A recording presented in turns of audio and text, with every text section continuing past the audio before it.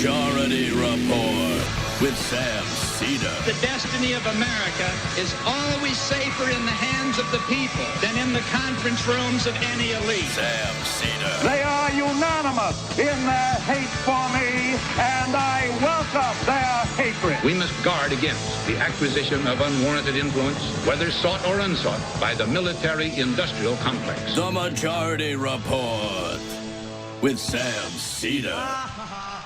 Ever get the feeling you've been cheated?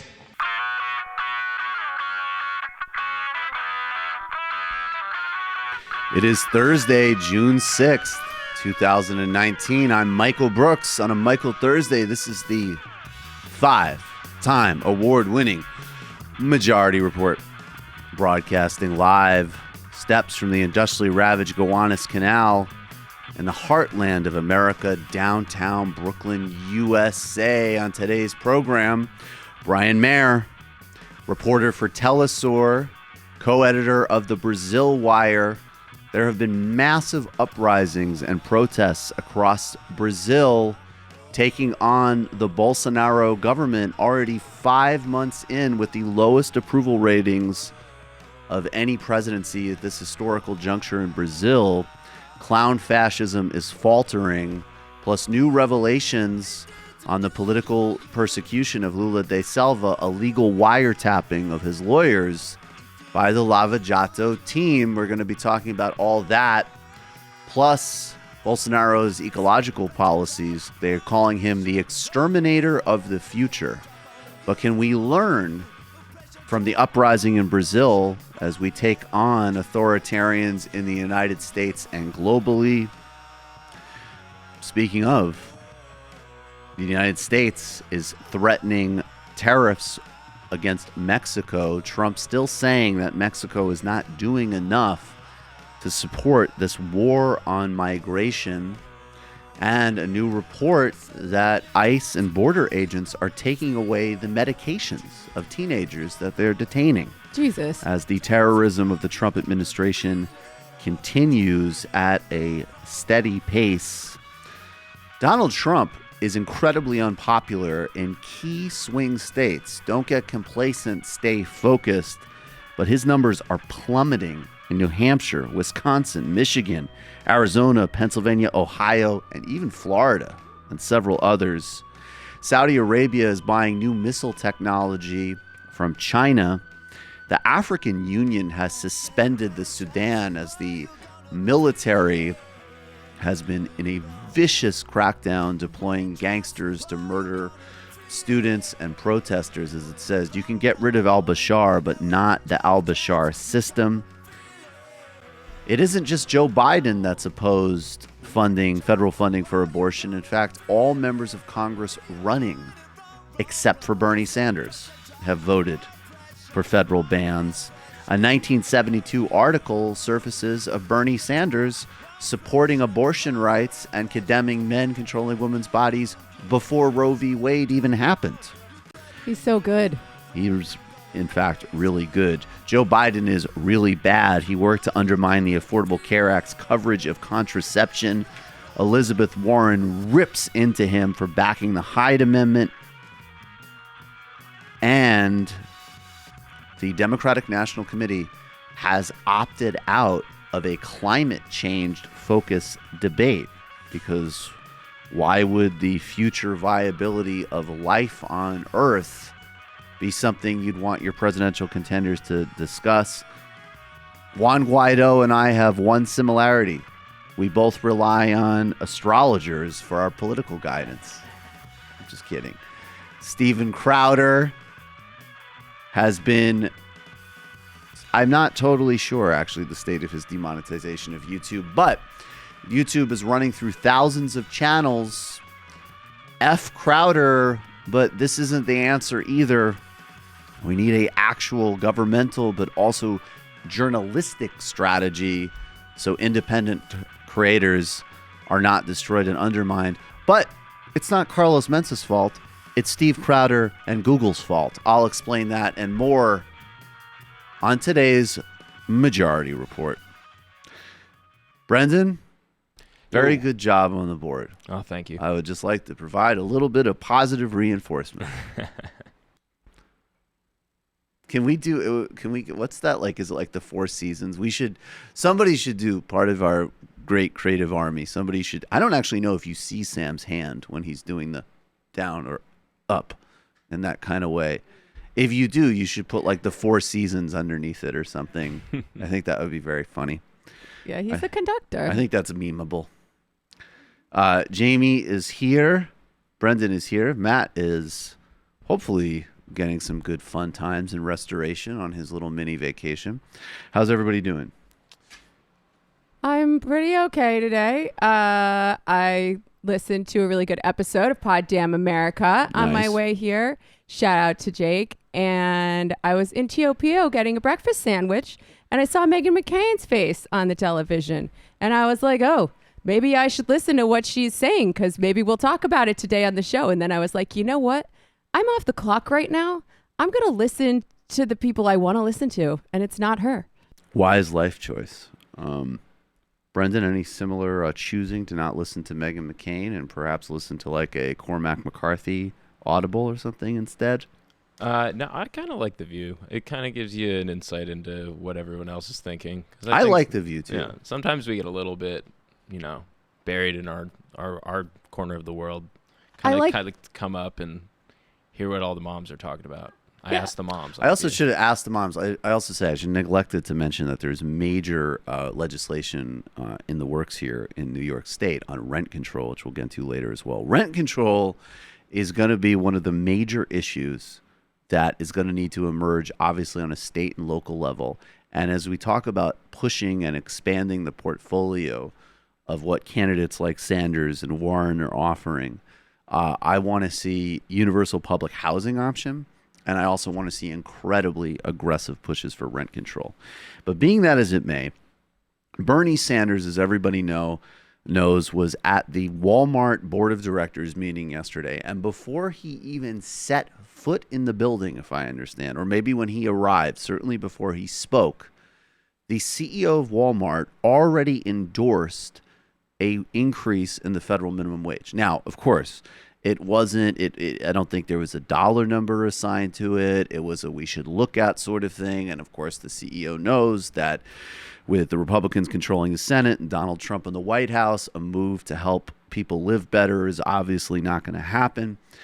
But this is the power of Bernie Sanders. And this is the power of any frontline, top-level national politician who is willing to not only advocate important and great policies, but literally function as a labor and community organizer. It's an incredibly powerful thing. Could you imagine when this man is president? It's one thing to talk about bully pulpit power. This is literal organizing power. Here he is after coming out of the shareholder meeting, and he is going to explain to this reporter, I believe his name is Ryan Nobles, that the Walton family has still not heard the message. Do you feel that the Walmart CEO got your message today? No, I don't. I think if he got the message, what he would say is that we are going to do what many of our competitors are doing, what Amazon has already done, what Costco has done, what Target is moving toward, and raise that minimum wage to $15 an hour. Look, this is not a radical idea. You got the wealthiest family in our country worth $175 billion. Surely they can afford to pay their employees a living wage. Now, he did say that they do believe the federal minimum wage Well, should that's be fine. raised. We are working on it. I led the effort in the Senate to raise the federal minimum wage to $15 an hour. We got strong Republican opposition there. In the House, I hope they will do it. But with Republicans controlling the Senate, there is no guarantee we will succeed. What we need is Walmart, the largest private sector employer in this country, to take a bold step forward and say that all of their employees should live with dignity. And how would you respond to some of the things they've said they've done for their employees? You think it's enough? I mean, No, it is not enough. Look, I'm not here to criticize everything that they have done. All that I'm saying is that if you work 40 hours a week in the United States, especially in a company owned by the wealthiest family in America, a company which has apparently enough resources to pay its CEO over $20 million a year in compensation, 1,000 times more than what the average worker makes. You know, if you can do all of that, you can pay your workers a living. There's no doubt about that. And I just want to really emphasize the nothing radical about $15 minimum wage. Okay, so let's take this in a couple of different steps. A broader argument is an institution like Walmart should be broken up, decentralized, that even in a much better economy and society, there's certain forms of frictionless production in a place like Amazon, which are fundamentally incompatible with ecological sustainability and humane worker practices, even in a much more democratized environment. So one is break up these companies, democratize these companies, have democracy at the workplace, as Professor Richard Wolff talks about. That's the long-term goal. I would say the short-term goal, the next horizon to push, and one way is breaking this up geographically, because $15 an hour is not going to get you where you need to be in the Bay Area or New York City or Seattle or Chicago. But the other way, frankly, and, you know, again, you can always have caveats carved out and subsidies. In fact, Walmart can pay the subsidies in taxes that subsidize the bodega that literally can't afford to pay somebody $15 an hour. So these are all solvable. And the question of how to solve them is always about taking resources that are concentrated up here and breaking them up and bringing them down so they flow out. The answer is actually always quite simple. But I would say that, you know, if you are a Target, an Amazon, a Walmart, any of these major monopolistic tendency conglomerates, we should set a baseline that you pay your workers $35 an hour, period. Whether you're in the middle of the Ozarks or whether you're in the center of Manhattan, you have to pay what would translate to some form of a legitimate, at least lower middle class wage, period. Yeah. And if there are places like New York City where unions are stronger and can organize for more than that, absolutely pay people more than that in New York City. But you're right. The floor should be like at least $30 an hour. At least $35 an hour, no doubt, for any company like that with that type of profits. And speaking of, you know, what Walmart has done, and Bernie politely saying, obviously not remotely enough, let's go to sound number 13. Where a worker at this same rally, she's going to explain her experience as a human being working for this company. A week in my shoes, taking care of my 4 children alone, and tell me that you can work for your crap money. Worrying if I'm going to be able to take my kids to the doctor if they need to, because I don't have the money to fix my car. They've never lived in our shoes. They don't know what we're going through. And this is America. What is wrong with us? We're supposed to take care of our people, and we're not. And these companies make all this money, and we're struggling. Why? We don't have to struggle. That's why we have people like Senator Sanders on our side, because he believes that too. And really just my final question, looking around, you are not alone today.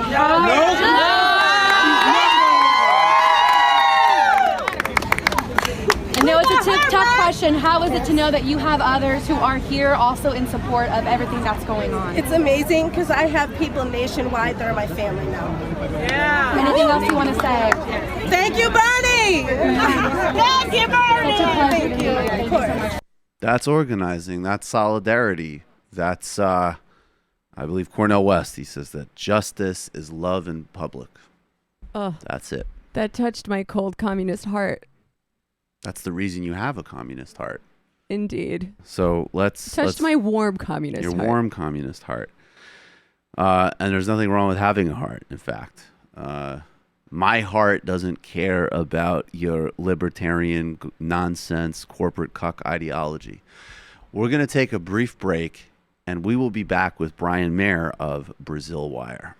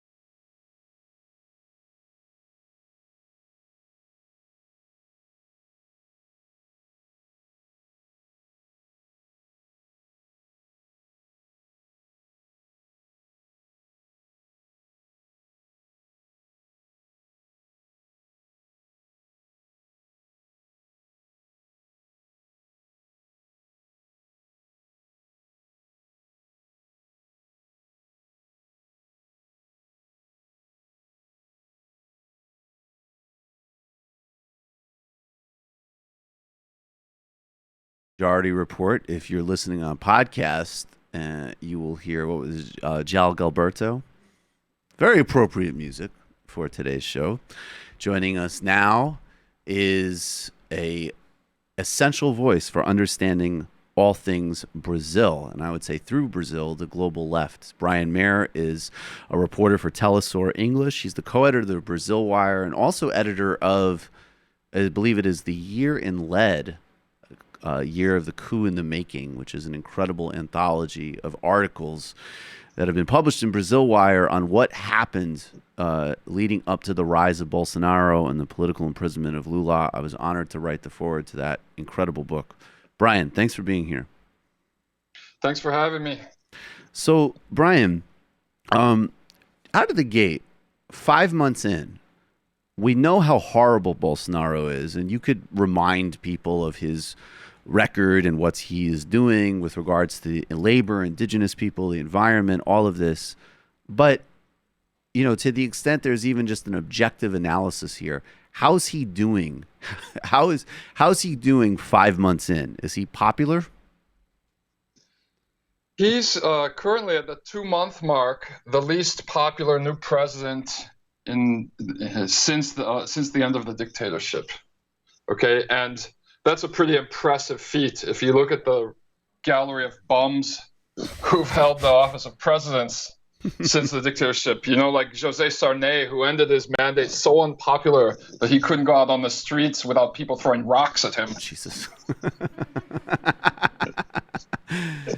Why is Bolsonaro, and in addition to, obviously, of course, he's, you know, okay, so he's pursuing obviously policies that are detrimental to most people, which are right-wing policies. But that being said, I mean, he ran on this same authoritarian right-wing populist wave, which won in the United States, which is winning across the world, speaking to people's bigotries, but also their anxieties and also their kind of sense of fear and terror and paranoia. And then there's different factions inside the Bolsonaro government. There's the neoliberal privatizers, there's the military, then there's the alt-right people. What direction is he going in, and what has made it so that even the people in his core are starting to be dissatisfied with him? Okay, well, first of all, you know, I mean, the main reason he won was because the elections were illegitimate. I mean, they removed the leading candidate. Right. Lula was polling with over twice the popularity as him and would have clearly won the election. And on top of that, they committed election fraud against Fernando Haddad, you know, who also would have won. And also all of this Steve Bannon-supported social media crimes they committed. Mm-hmm. So Brazil's always had a core, maybe 20-25% of the population that has fascist tendencies. You know, dating back to the original fascists in the 30s. There's always this group of people who support the police's right to kill anyone they want, which is what Lula's captor Sergio Moro is trying to push through now, a law that will allow police to shoot anyone if they feel scared.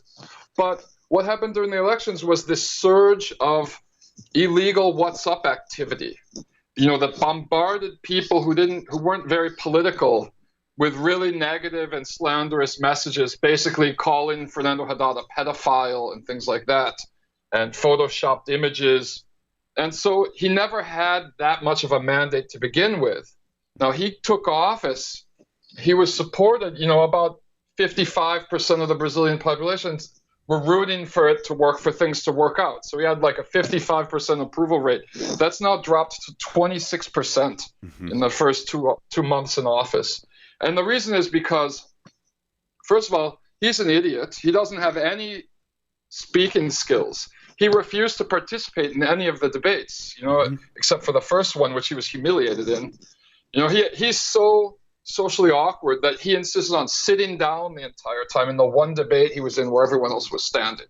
You know, like he's just like completely socially awkward, not very bright.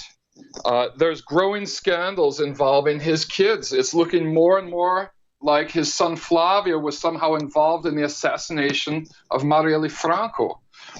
Bolsonaro's wife's uncle was just arrested for being in a paramilitary militia in Brasilia. for being a leader Talk of more a militia. about the case of the connections that we don't know yet. Obviously it's still being reported, but there's the assassination of Marielle Franco, and maybe you could remind people of Marielle Franco. She's a very important figure, obviously, and a martyred figure. And then there's also this broader connection between the Bolsonaro government and the Bolsonaro family with these paramilitary gangs that operate on a nexus with the Brazilian police and so on. And let me just tack on to that also. The very scary thing about that, too, is it mirrors in some ways Colombia, right? Where a lot of the sort of dirty work of right-wing governments and the police state is outsourced to paramilitaries and drug gangs that are affiliated with them.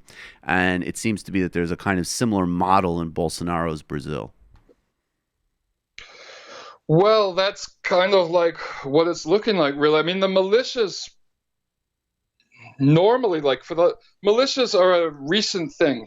They started in the 2000s, and to date, most of them. I mean, you've had like death squads. You have a long history of death squads in Brazil, which are very similar to militias, except the difference between the militias and the death squads is the militias have they don't just kill people; they actually control territory, and they set up extortion rackets and squeeze local business owners out of money and make all the people living in that neighborhood buy cooking gas from them and buy their pirate cable TV service. And in return for that, they protect that neighborhood against crime. That's how they started out. So they're a little bit different than death squads, which historically have just been like committing assassinations for politicians and things like that. But it's basically been a Rio de Janeiro thing. But now it looks like it's spreading because Michel Bolsonaro's uncle they just uncovered one operating in Brasilia. So this does look like it's spreading across Brazil a little bit, not that much yet, because in a lot of cities, the drug gangs still have a really firm grip on things. But basically, they're organized crime groups made up of police officers. Mm-hmm. Normally military police, sometimes firemen, and it's either like ex-cops or current cops working on their days off, and they're extremely right-wing. They're a living legacy of the neo-fascist military dictatorship ideologically. Like if you live in a neighborhood where the militia controls it, right? They beat teenagers up who dye their hair. Yep. They shoot people for smoking marijuana and stuff like that. They're just super reactionary and right wing. And what Bolsonaro's ethos is like he stands for all of their values. Okay. Right. And it's coming out, more and more evidence showing that it was one of these militias from Rio das Pedras community in Rio de Janeiro that was behind the assassination of Marielle Franco. And the mother and the wife of the head of this militia were employees in State Congressman Flavio Bolsonaro's cabinet for 10 years. And that's Bolsonaro's son. Yes. Yeah. Sorry. Yeah. Yeah. So and then they arrested the shooter, right? Mm-hmm. And he was living 2 doors down from Jair Bolsonaro in this luxury condo complex. He was a retired police officer. How could he afford to live in a millionaire luxury condo complex? And they found over 100 machine guns in one of his properties. Yep. And these are the exact kinds of guns that Bolsonaro just tried to legalize through issuing a decree without going through Congress. Right. So and you also mentioned that the very specific steps that Sergio Moro, who of course was the lead, the persecutor of Lula, who then took a job as Bolsonaro's justice minister, the Bolsonaro government, and also politicians and affiliated with him to formally legalize not only greater ability for police to kill people, which is already a massive problem to begin with in Brazil in places like the favelas and the periphery, and then also rules that are frankly they're analogous to like the stand your ground rules that ALEC has pushed in the United States, making it easier for farmers to kill people that happen to walk across their land, as an example. So there's this giant put, and we've already seen these spikes. There was a story of a Brazilian musician, I believe, a couple of months ago, who was murdered with his family in his car. So this type of thing is spiking and being pushed explicitly as policy. Yeah, exactly. And also Moro's pushing his crime package, which he's been unable to pass until now, thank God. It also includes all these measures to protect militias. Right. Okay, so he's not an anti-corruption crusader that publications like As America's Quarterly, New York Times, and all these other publications tried to pretend he was while he was persecuting Lula. He's not. He doesn't care about corruption at all. He's trying to make it harder to arrest militia leaders, right? And in fact, my read is, and correct me if I'm wrong too, that so when we talk about drug gangs running neighborhood, the militias are going up against the drug gangs. And again, in an analogy to Colombia, not only are you not dealing with a drug and violence problem, the militias then just, in addition to their reactionary politics and their own viciousness, just like the drug gangs, they take over those same drug distribution networks as well. So a lot of them are also implicated in drug business.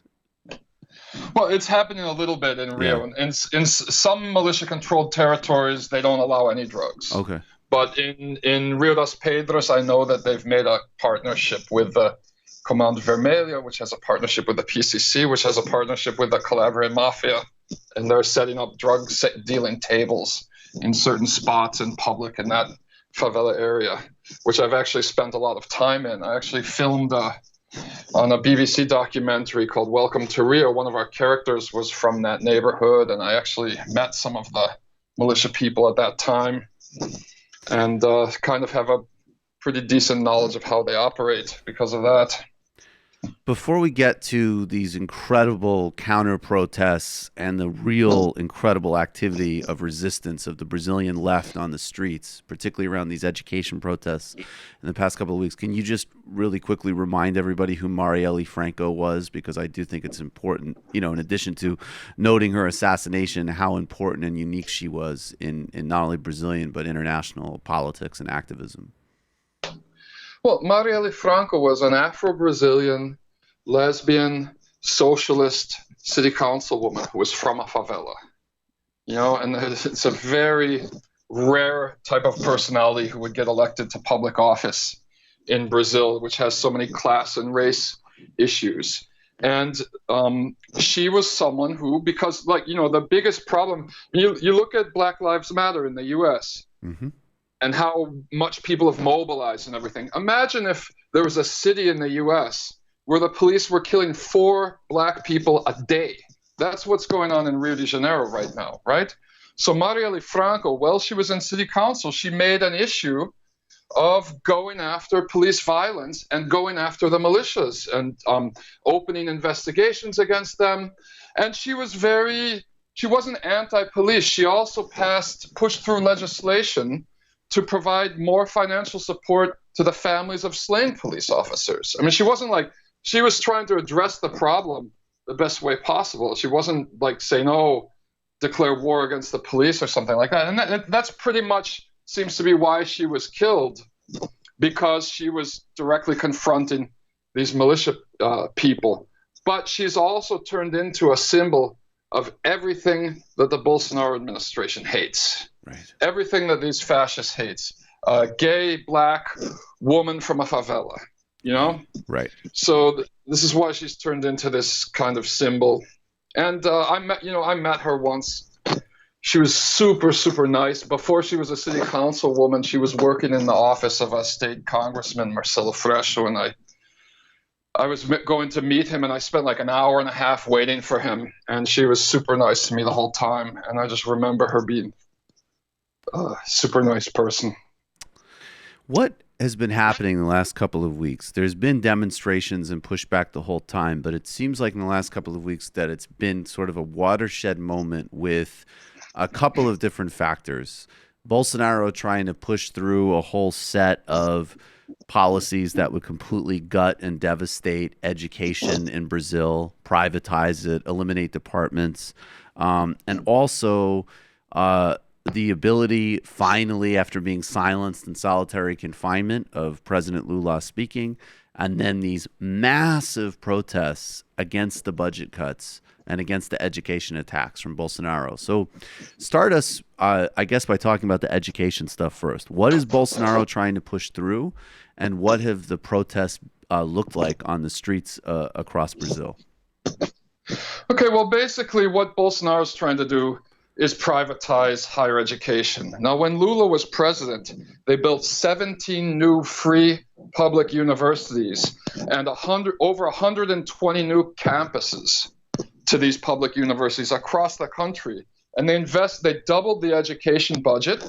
And then when Dilma Rousseff was president, she passed a measure to tie all profits from the state petroleum company to public education and health, right? So they invested heavily in it. And Temer started taking it all down. He canceled the law about the petroleum profits. He froze education spending for 20 years. And so Temer's the president who took over after the coup that removed Dilma in 2016, the congressional coup. Okay, go ahead. Just want to let people know. He already crippled the public university system. You know, like he cut scholarships in half. He canceled this program called Science Without Borders that sent over 100,000 students for years abroad in the best universities in the world, like Harvard and places like that. And Bolsonaro came in. Now, his economics minister is one of these 1970s Milton Friedman proteges from University of Chicago who worked in Pinochet's Chile for a decade. And his sister is president of the Brazilian National Distance Learning Federation. And so this is like, everyone's looking at this as like an attempt to cripple the public school system so that more and more people will start getting these Cracker Jack box diplomas from these for-profit distance learning schools. So this is Betsy DeVos. I mean, this is exactly what Betsy DeVos and Paul Ryan and she's probably friends with them. Right. You know, she's probably friends with Betsy DeVos. Right. And so, but when he announced this was like people were just saying this was the last straw. You know, this was the in Portuguese they said this is the drop of water that became a tsunami. And so immediately. Bolsonaro was giving a speech at a public high school in Rio, and thousands of kids gathered out in front of it booing him. And then the organized left kicked in. The organized left, which is the base of PT Party, and has alliances with other left parties too, but it's been the base of the PT Party since day one, meaning it's the labor unions, the teachers' unions connected to the CUT Union Confederation, okay, which has 8 million members. It's the second biggest union confederation in the Americas. And these wonderful students' associations, like the UNI, which is the National Undergraduate Student Association, which was formed in 1937 to fight the fascist new state of Getúlio Vargas. It was outlawed during the military dictatorship. They started organizing. The National High School Students Association and the National Graduate Students Association all started having these democratic assemblies in hundreds of cities across the country about how we're going to plan these protests. And so on May 15th, they put over 1 million people on the streets of 200 cities across Brazil. Wow. Okay? And they staggered it. So it started in the smaller towns, you know. So as the day progressed, you saw bigger and bigger cities on the news putting more and more people on the streets. So the morning started with towns like, you know, Caruaru, population 300,000, Pernambuco had 50,000 people on the streets, right? So this was amazing. And after that day, Bolsonaro announced, without showing anything on paper, that they were going to reduce the amount of cuts by 25% to try and like break the momentum of the protest. But nobody bought it. And so Bolsonaro called his supporters out on the street for this counter-protest, which completely fizzled out. They put people on the streets of like 50 towns across the country, but many of these protests only had a few hundred people in them. And the biggest one in Rio de Janeiro, in Bolsonaro's stronghold, you know, they had like 40 or 50,000 people, but the student protests on May 15th put 300,000 people on the streets in Rio, right? So the Bolsonaro people managed to put 50,000 people on the street. The Guardian created a false equivalency between these two protests as if they were equal size. And I saw this happen in a lot of media and a lot of Twitter. I even saw people associated with leftist publications in the U.S. who went out personally to the right-wing protests and took pictures and said, oh, these people don't seem to be so right-wing. They don't seem to be so radical. But the protest was calling for shutting down the Supreme Court and shutting down Congress, like the Nazi protests in Germany in the early 30s. That was the goal of the protest, because the Supreme Court and Congress are fighting with Bolsonaro. You know, so then just to finish up on the 30th, they had the second one, and a lot of people were like, "Oh, is it going to fizzle out? Will it be as big as the first one?" And it was as big as the first one. And those were this past weekend. 1 million people on the streets. Another 1 million people on the streets. Then, on Saturday in Sao Paulo, they had the Marijuana Rights March. 50,000 people on the streets booing Bolsonaro. And on Sunday, they had the Free Lula Festival. 80,000 people on the streets yelling "Free Lula." And on June 14th, there's going to be a national general strike. All public transportation shut down. All factories shut down. The last big one, 35 million people didn't go to work that day. But the difference between the general strike in 2017 and now is that all of the students are on board. The last general strike, which successfully blocked President Temer's attempt to reform the pension system, didn't have adhesion from the students. This is going to be So what's so great about it right now is it's the students and the unions together on the streets of Brazil. You know, and they're not just protesting on the streets. They're pressuring local lawmakers. They're holding democratic assemblies and public meetings in neighborhoods around the country, explaining to people what these reforms would do to their lives. You know, it's not just you can't just put people on the streets anymore, because the media will always lie about the crowd size if it fits their needs. So this is a combined action that's very well organized and very inspiring. Well, that's something else I wanted you to elaborate on, and I do just want to note, and I would, the coverage of the Guardian and the New York Times and the Washington Post and the BBC remains just absolutely abominable. I mean, we'll get to it later, but I was making the point. Please watch the conversation I had about Lula, specifically with Anna Kasparian on the Young Turks. And, what I've been saying regularly on both that interview and on my show and on this show is, and of course, I think the charges against Lula and the persecution of him is 100% politically motivated. And at the there's a lot of complexities to understanding what is and isn't corruption and how these things function or don't function, particularly in the context of capitalism and so on. But to make a really simple point, when you read a report, in as an example, The Guardian and the New York Times, they'll still say that Lula was convicted on money laundering charges regularly or charges related to Lava Jato. And what's incredible is that even according to that metric, that is in fact not true.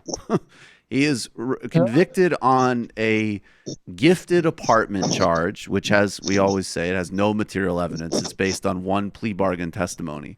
But even before we get to that, how ridiculous the case is and how it would be thrown out in any objective judiciary, the fact that it's still reported as being convicted of another charge just attests to the relentless failure of these media websites in dealing with Brazil. Yeah, let me just give you another example of how ludicrous it is. Let's imagine that he actually did get this apartment as a gift. It happened after he left office. Right. Even though they can't prove it happened, the dates they were talking about were after he left office. So how is that corruption? Right. If you're not in a position, in a political position, you're not a public official, someone gives you an apartment. Even though he never visited it, they never proved that it was ever registered in his name, never set foot in it, no evidence. But even if he was living in this apartment, it happened after he had left political office. Which wouldn't violate, and then again, that's the point I would make then, is then we could say, okay, we would want to, discourage that sort of behavior between companies and politicians. Then, okay, fine.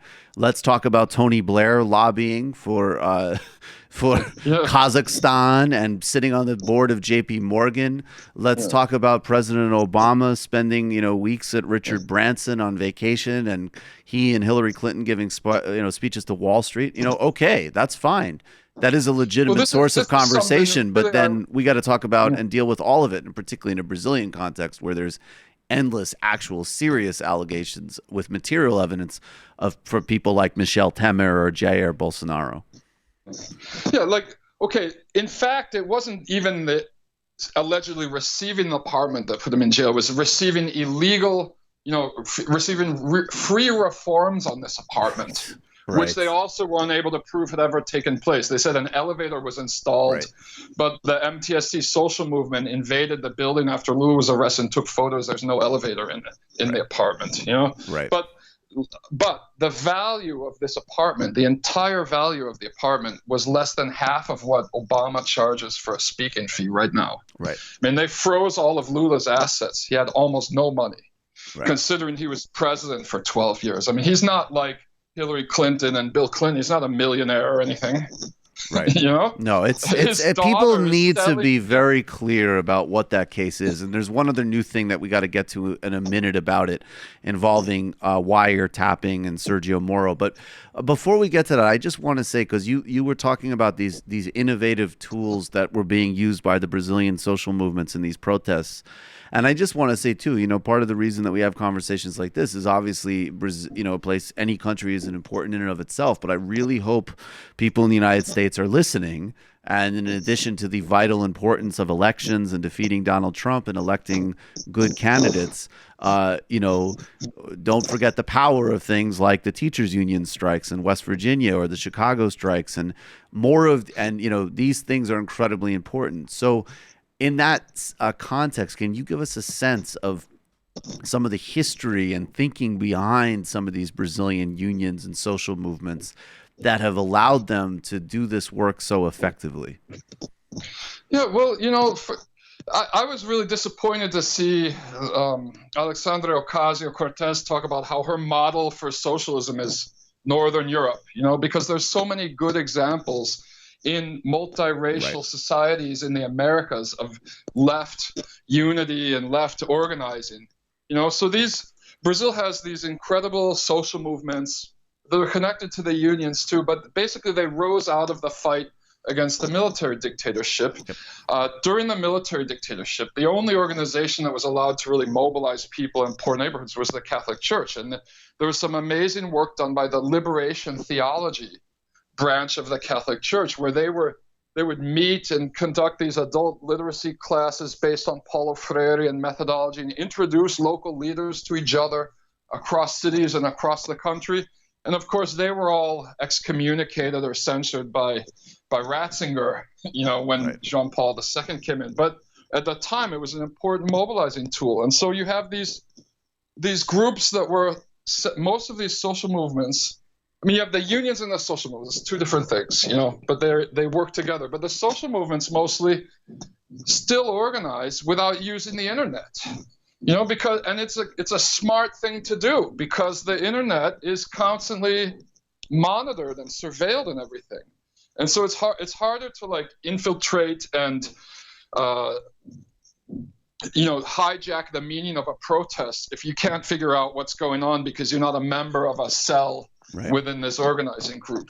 Right. I mean, and I think that's something that maybe I don't know much about what's going on in the U.S. these days because I've been out for 20 years, but something that could be applied to organizing work in the U.S., less reliance on the internet.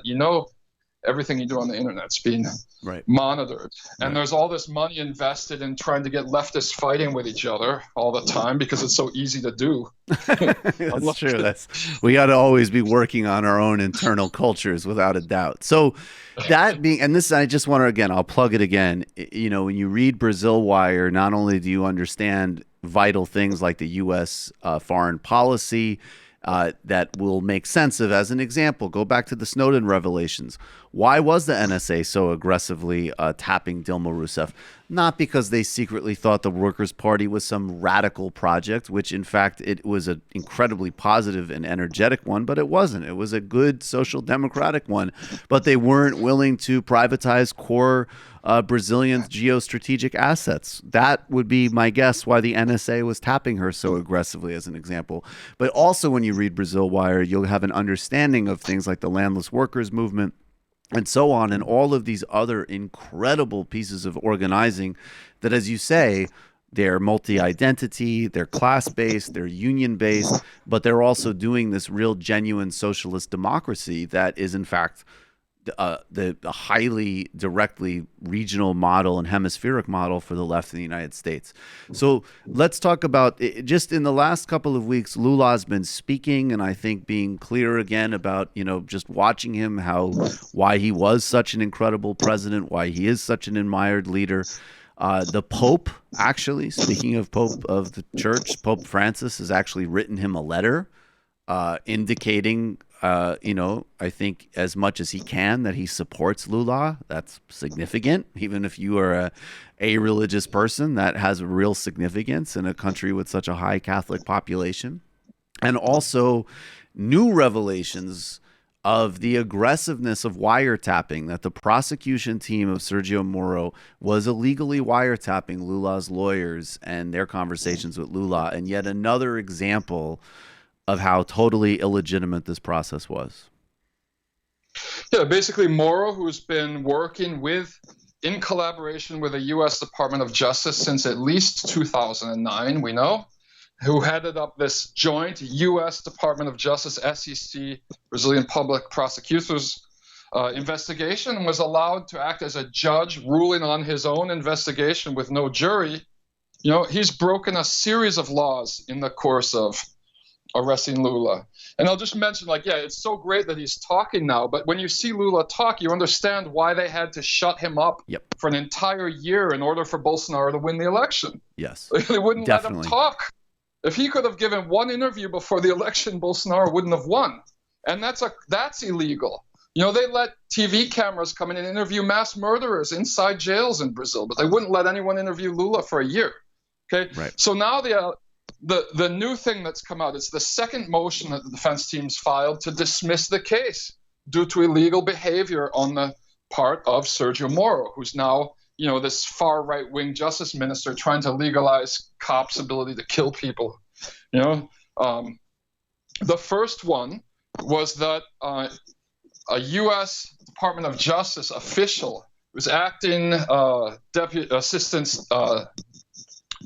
Attorney General Kenneth Blanco admitted on film that they'd had a series of informal talks with Sergio Moro's team in the lead up to Lula's arrest. And that's a crime in Brazil. Government agencies can't communicate with governments from foreign countries without going through protocol for security reasons. So that alone should have been enough to drop the case, completely throw out all charges. But the new allegations, or the new proof that's come out, is that Moro wiretapped 14 hours of telephone conversations on 25 phone lines from Lula's defense lawyers between his defense team's offices and Lula. Mm-hmm. And they used this to create a kind of org chart to map out every possible move that the defense was going to do in advance. Mm-hmm. Now, this is unprecedented for a judge to do something like this. Valesca Martins, who's been on your show before, she told me that the only precedent they've ever found of a judge wiretapping defense attorneys was a case in Spain where the guy was permanently debarred. Yes. A few years ago. You don't have a functioning democracy if the government is allowed to wiretap defense lawyers. Without it. So that's, and again, this is also in the context, just a few more examples in the last minute. I mean, another thing that happened in the election, again, and in this case it was dropped, but in addition to the misinformation and propaganda and lie campaigns on WhatsApp and so on, a couple weeks before the last election, there was a public revelation that Fernando Haddad was going to get charged with corruption. that had no in fact, not only did that have no basis to it, a couple of weeks after the election, there was sort of quietly mentioned that actually those charges weren't going to go forward and there wasn't enough to the case. It just happened to be leaked in such a way to maximize the propaganda campaign against the Workers' Party. And going back to 2016, there's been illegal leaks from Sergio Moro, and in the most, just evil would be the only word, amongst all of these sort of personal tragedies that Lula has been dealing with, in addition to the assault on Brazilian democracy and himself. His people might be aware that his grandson, who was 7 years old, died of meningitis a couple of months ago, and they finally allowed Lula to at least go to the funeral. They took him there under total security guard in a horrific sort of dystopian image. Well, in fact, he pointed out, and you reported, that in one of these searches that Sergio Moro's team did, they took Lula's grandson's iPad and never returned it. Yeah, they're just sadists. That's typical. Like, another thing, like, it's come out that Lula's got a girlfriend now. His wife died a couple of years ago. She had an aneurysm on the day they raided the Moro's team raided her son's house. Yep. Because she was feeling so stressed out about all this stuff and died a few days later. So they found out Lula has a girlfriend. He's been dating this woman since a little bit before he went to jail, and she's a public employee based in Curitiba. So the government found out and they transferred her 600 miles away so she can't visit Lula anymore. Yep. Like this kind of stuff. But just one quick thing regarding those leaks about Haddad the week before the election, that was Sergio Moro who did the leaks, okay? Right. And that alone is a crime. You're not allowed to talk about leak any information about investigations during the actual election campaign, like during the 2 months before the election. That's a crime. He committed a crime when he did that, but he was also lying because these accusations had already been thrown out. But they were reported in the Guardian as if they were like legitimate accusations. And the final loop on it, just recently there was a piece in the Washington Post as part of the internal conflicts. Part of the reason that Bolsonaro is having such a difficult time is that there's also massive internal conflicts and incoherence and incompetence that in some ways are analogous to what you've seen with Trump. And one of those factions fighting is Sergio Moro. And the Washington Post a couple of a week ago or so had a headline saying, anti-graft prosecutor having trouble in new government or something, still giving this extreme far right wing, sadistic, totally unethical. And again, if you're the Washington Post, you can't say all those adjectives, but you at least have to start saying, controversial prosecutor. That's the favorite word of the sort of neutral prosecutor. You're gonna, neutrality of a place like the Post. You better start seeing them using that type of language. And the Guardian has a reputation in some areas earned as being sort of liberal or center left. What abominable coverage they have of Brazil ongoingly. Well, I'm just glad their mask of fake left, and now coverage is fallen because of their atrocious coverage of Venezuela too. Now there's a lot more solidarity in the U.S. for Venezuela than there was for Brazil during the coup. Yes. And I blame the media and some of the left in the U.S. on this, but it's just become so blatant with Venezuela. I don't think very many people still believe that the Guardian's coverage in Latin America is progressive. After that episode with John Pilger and Tom Phillips, where Pilger called Phillips a clown. Brian Mier, as always, I appreciate your time immensely. You can find the links, all the ways to follow Brian's work and buy the book, The Year of Lead, which is an incredibly important anthology. I'd really recommend everybody read that, with voices from Brazilian left, including also the former Brazilian foreign and defense minister, Celos Amorim. I'm sure I'm mispronouncing that, but he has a brilliant read on also how all of these stories fit into the attempt to form basically alternative regional and international blocks of power, whether you're talking about the BRIC formation or other attempts at Latin American integration underneath the pink tide, which also, by the way, one of the critiques leveled at the pink tide, which in some cases is legitimate, in some cases just sort of saying a truism that you can't do much about, was that it benefited from a commodities boom. But in fact, regional integration and long-term strategy for the region outside of just being subservient to the U.S.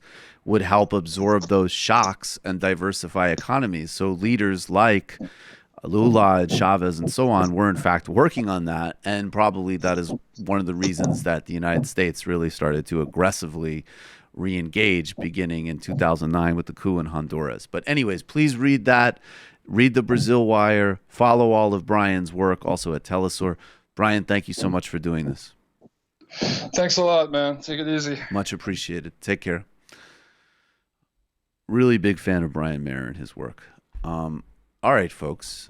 Become a member of the Majority Report today, majority.fm/become a member. That's how this show is possible. That's how conversations like that are possible. That's how all of the conversations we have that are independent, left, global, deep dive, but also not playing to, various dumb trends or sentiments either. I won't elaborate on that. But become a member of the Majority Report today. That's how it all happens. Check out justcoffee.coop, fair trade tea, coffee, or chocolate. Beautiful example in a lot of respects, in fact, of what someone like the great Richard Wolff is talking about. And while I'm at it, let me just say, if you haven't yet, go check out Economic Update on YouTube and on podcast. Richard Wolff is great. We're lucky. We have these people. I would say just one other, but say, I don't know, Bill Fletcher Jr. would be another great example of that, of people who really have a lot of experience and great insight, who we can learn a hell of a lot from. So I've been listening to Richard Wolff for a long time. Definitely. Richard Wolff he's mashbuka. On Tuesday's Michael Brooks show, we had a lot of fun with Hassan Piker. I did a commentary on the European Union elections and how a left strategy would look, particularly in the UK. And then, if you haven't heard of Thomas Sankara, you need to know who Thomas Sankara is. He's one of the most inspiring figures we have in African and international politics, assassinated in a coup backed by the French in 1987. Brilliant figure. Milton Al-Lamadi, another awesome, amazing journalist and historian that I want everybody to read and know about, was on. It was an incredible deep dive. And then the post game, we did a debunk with Ben Burgess. We have a new nickname for Pete Buttigieg, which is Pete Dumb Buttigieg, talking about his horrifically delusional nonsense Supreme Court plan, and many other things. This weekend, an illicit history with Rob Larson, going back to John Stuart Mill. It's called Capitalism versus Freedom.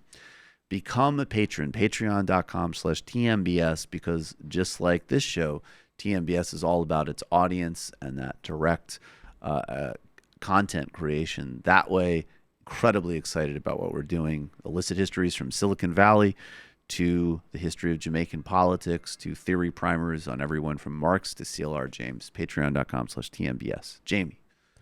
So this week on the Antifada, we have a collaboration with our friends Lexi and Grant from Swampside Chats. They're really cool. They call themselves the gayest, highest communist podcast. I haven't checked to see if that's true, but they're the gayest, highest one that I know of. We talk about communization theory, and communization theory is so intense that we're actually doing a series on it. It's called High Theory. Get it? And this episode, we talk about the 1974 foundational communization text, The Eclipse and Reemergence of the Communist Movement, written mostly in 1969 to 1972 by the Frenchie Gilles Dauvet. And I found it pretty interesting. I'm still wrestling with some of the ideas in there. I think my brain is still in recovery mode, honestly, from taking in so many high-level ideas. But check it out. Oh, Sounds awesome. Yeah, I think it was pretty good. I mean, I'm biased, but yeah, I think people may find it interesting. It's definitely it's like a good way to reckon. It comes out of the left communist tradition, so it's a good way to reckon with the failures of the 20th century of various communist movements without abandoning the Marxist project. Awesome. That's important listening. Of course, Matt does a great show called Literary Hangover, fascinating content on people like Margaret Fuller and George Orwell, and also great. It's also another history podcast. I'm really glad that everybody's going in so hard on history because it just couldn't be any more essential. It's so important. All right, folks, we're going to take a break. We will see you in the fun half.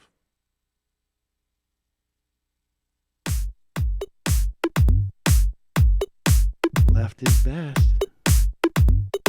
Jamie and I may have a disagreement. Yeah, you can't just say whatever you want about people just because you're rich. I have an absolute right to mock them on YouTube. He's up there buggy whipping like he's the boss. I am not your employer. You know, I'm tired of the negativity. I'm sorry, I didn't mean to upset you. You're nervous, you're a little bit upset, you're riled up. Yeah, maybe you should rethink your defense of that, you fucking idiots. We're just going to get rid of you. All right. But dude, you want to smoke this joint? Yes. Do you feel like you are a dinosaur? That's some good shit. Exactly. I'm happy now. It's a win-win. It's a win-win-win. Oh, hell yeah. Now listen to me. 2, 3, 4, 5 times. 847-906-501-457. 2, 38, 56, 27. 1/2. 5 eighths. 3.9 billion. Wow. He's the ultimate math nerd. Don't you see? Why don't you get a real job instead of spewing vitriol and hatred, you left-wing Limbaugh? Everybody's taking their dumb juice today. Come on, Sammy! Dance, dance, dance.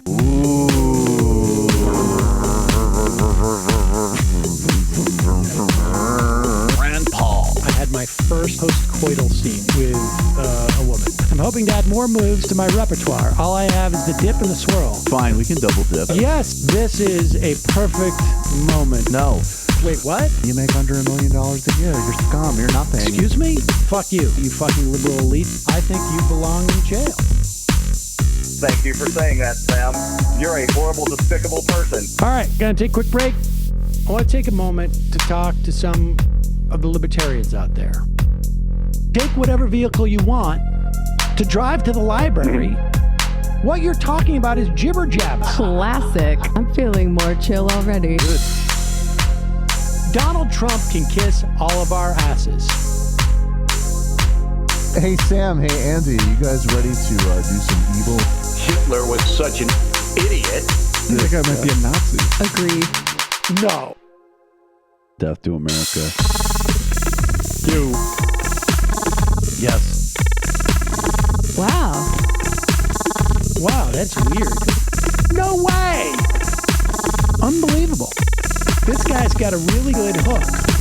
Throw our hands up. Ooh. Wow. But Sam, I gotta get off. No worries. Let's. I want to just flesh this out a little bit. I mean, look, it's a free speech issue. If you don't like me, Hey, shut up! Thank you for calling into the Majority Report. Sam will be with you shortly. Welcome to the fun half, everybody. We are here. Brock from VA. Michael is running down the monastery steps to check his YouTube all last week, and now to check his Patreon all last week, and now Sam's trying to demonetize YouTube. Sam's trying to do all that meditation. Hang in there, Michael. Well, actually, I have to say, I guess I will talk about this a little bit. And I guess it does require that that yes, TMVS is monetized, as is this channel. But even more so than Majority Report, which is over 90% memberships, TMVS is 99%, 99.9% patrons and memberships. And I like it that way. And if our channel got demonetized, we would fight and complain about it because it shouldn't be, frankly. And it would affect, it would be bad because there's like a person who does it for us, and I like paying them to do it. We'd have to, reassess a few things, but and I also think it's important we're on that platform. But it's all about the members, all about the patrons, and that's certainly the way I want it. And I know that's the way Sam wants it. But I do want to talk about this Steve Crowder thing because I think there is a big problem here that people are missing on both sides of the equation. And I just want to say out of the gate, it is not Carlos Maza's fault. In fact, this whole latest round is revealing a structural problem of Google and YouTube and Silicon Valley more broadly, but we'll keep it focused. And it was also Steven Crowder.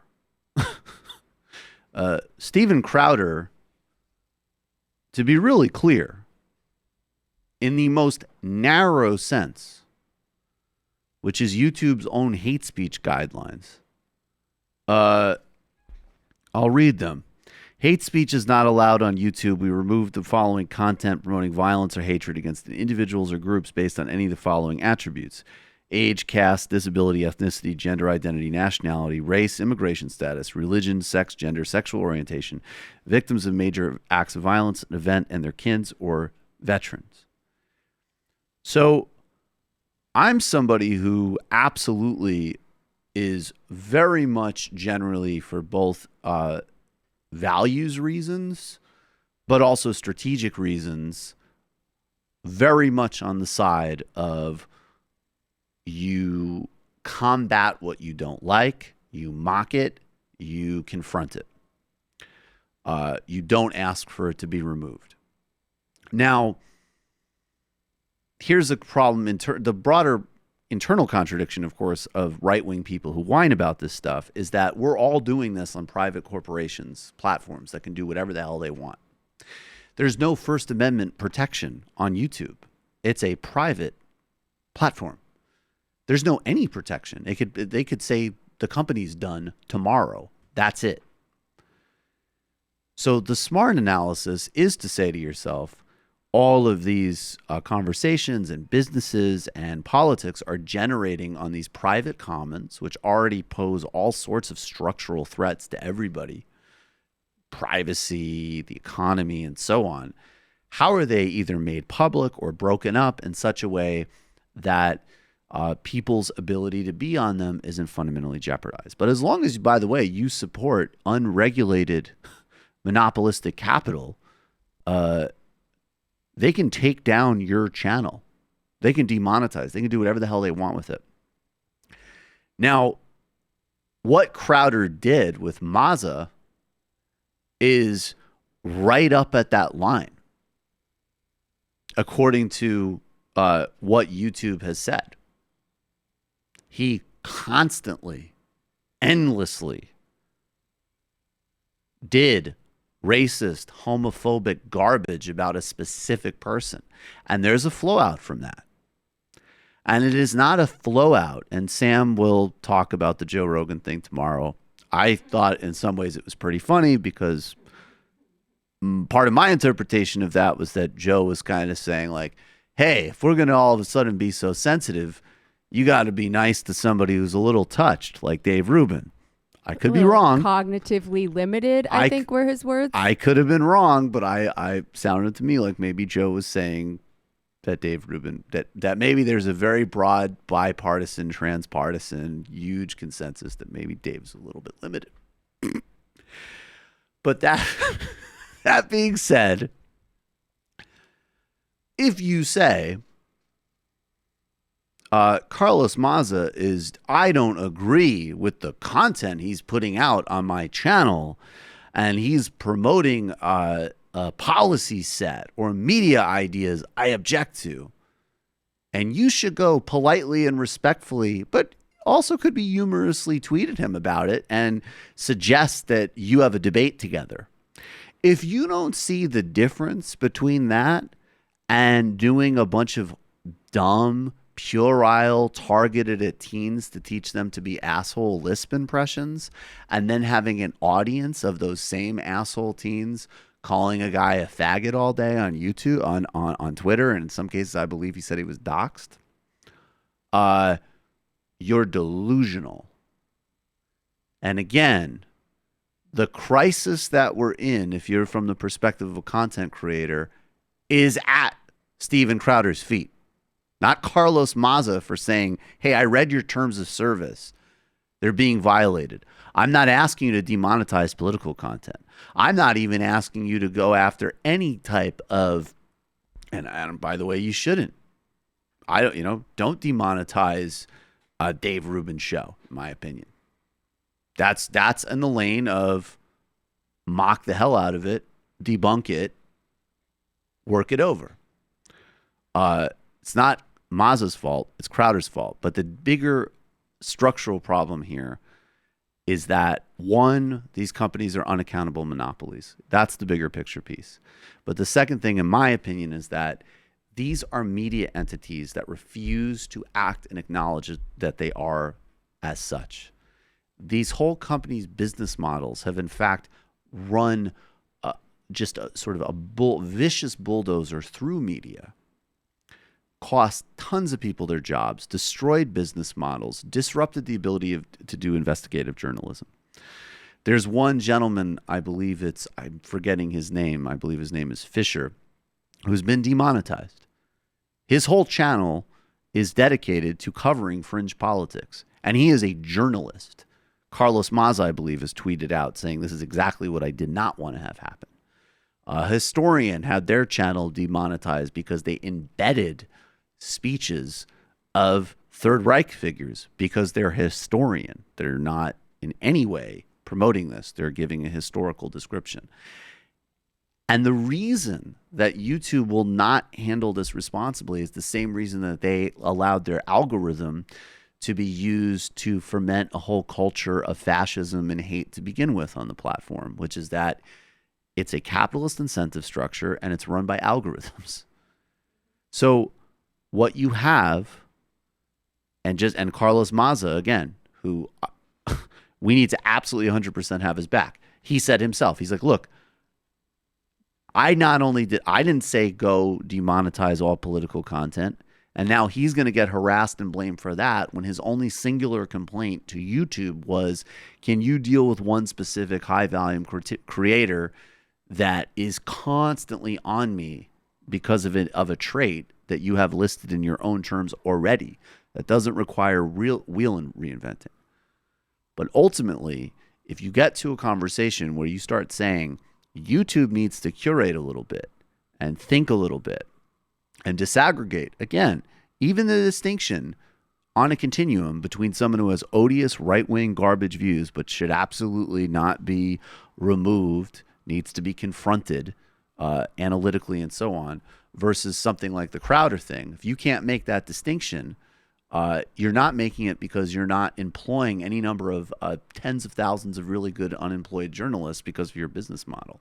So my opinion is that YouTube, there needs to be a demand that companies like Google hire ombudsmen, hire editors, hire people.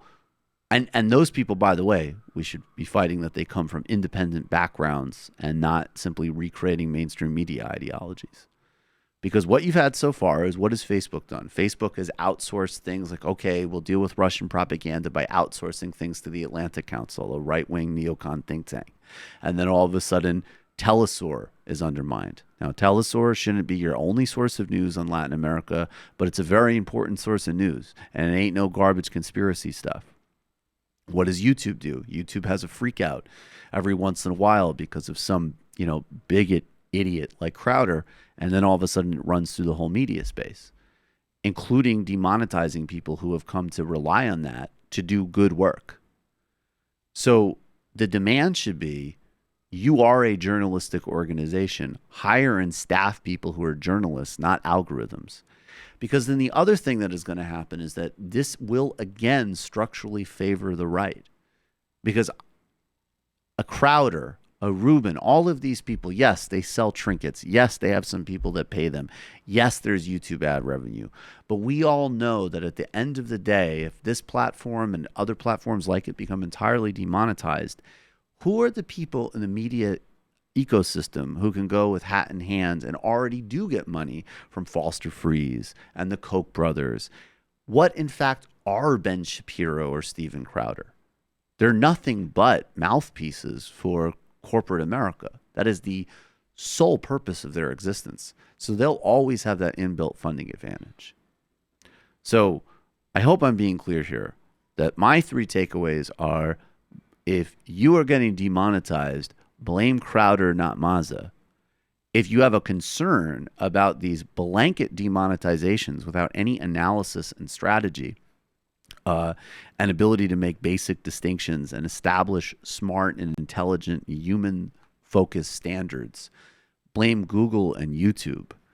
And that the answer, in addition to the bigger macro answers of breaking up monopolies, antitrust laws, and in my view, absorbing some of these as public utilities, you have to deal on those 3 fronts. Yeah, I totally agree with you on all of that. But I don't think it's going to happen anytime soon, because hiring actual journalists and editors and humans to go through this content would go against the entire business model of what a tech company is. Well, of course. Right? Because some people think that tech companies make money because they invented something new in the world. And sometimes that's true. But a lot of the time, they're just taking a pre-existing industry and quote unquote disrupting it, which means doing labor arbitrage, doing regulation arbitrage, and finding ways around all of the rules that we have in place for doing business in like kind of a civilized way. Right.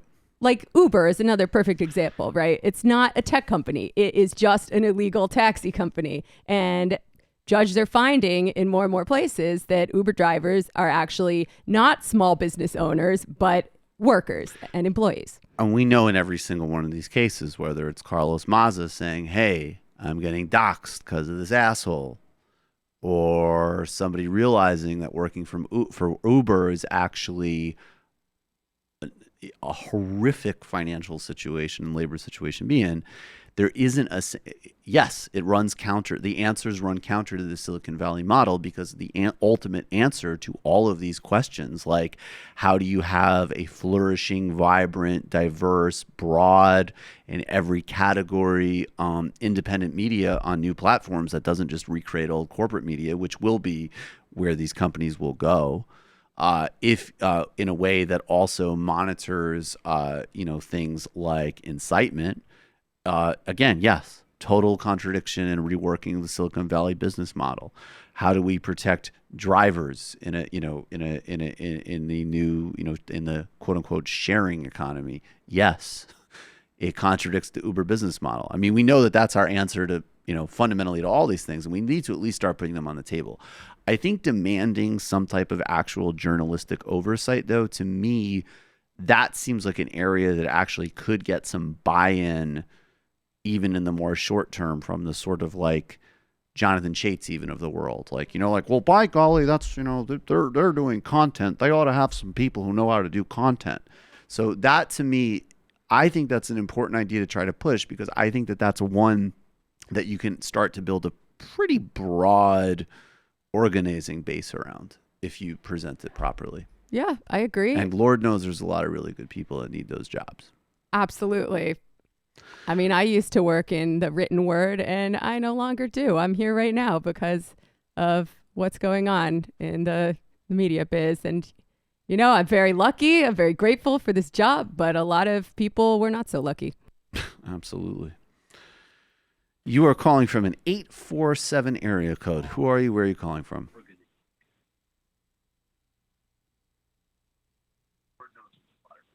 847. Are you there? All right. Let's see. Next call. You are calling from a 330 area code. Who are you? Where are you calling from?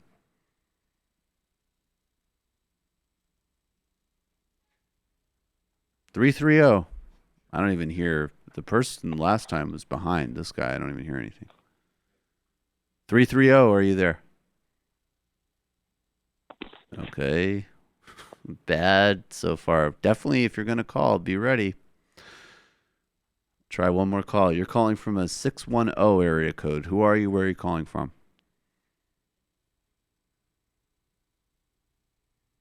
Maybe there is something going on. Hi, Michael. Can you hear me, sir? Oh, yes. Good to hear you. 610, what's your name? Where are you calling from? Hello, you're here. Hi, Michael. This is Steve from Audubon. Hey, Steve, what's on Audubon, yeah. Audubon, Pennsylvania? What's on your mind? Michael, I think there's a delay. There's a delay?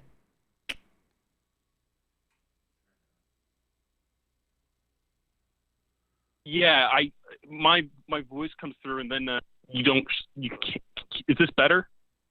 Well, I'm hearing you clearly. I don't know. I mean, if there's a delay on your end, I wouldn't know. Are you hearing me right now? All right, I'll just say my piece real quick. I want to remind everyone that Chelsea Manning's still in jail. They're trying to do a process to appeal the fines that they're placing on her. You can find out more information at Chelsea Resists at Twitter. The other thing I want to get your opinion on is the ability for Bernie or any of the other candidates to force a climate change debate as a power play against the DNC leadership. All right, Steve, thanks for the call. And I'll take my own shot now. All right, thanks. Yeah, I'm pretty confused by that. I'll try another call. Hopefully there was something with him, but there's nothing I can really do over here. I think that was Chelsea Resists on Twitter. Go check it out. Chelsea Manning is back in jail as part of the ongoing persecution of her. Yeah, so support Chelsea Manning, free Chelsea Manning. In addition to that, and I'll do more content on this, but I think all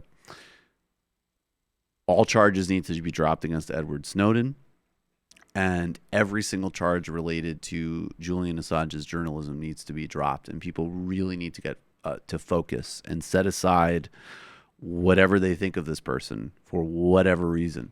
And I still get a lot of feedback where people will say, like, he's not a journalist.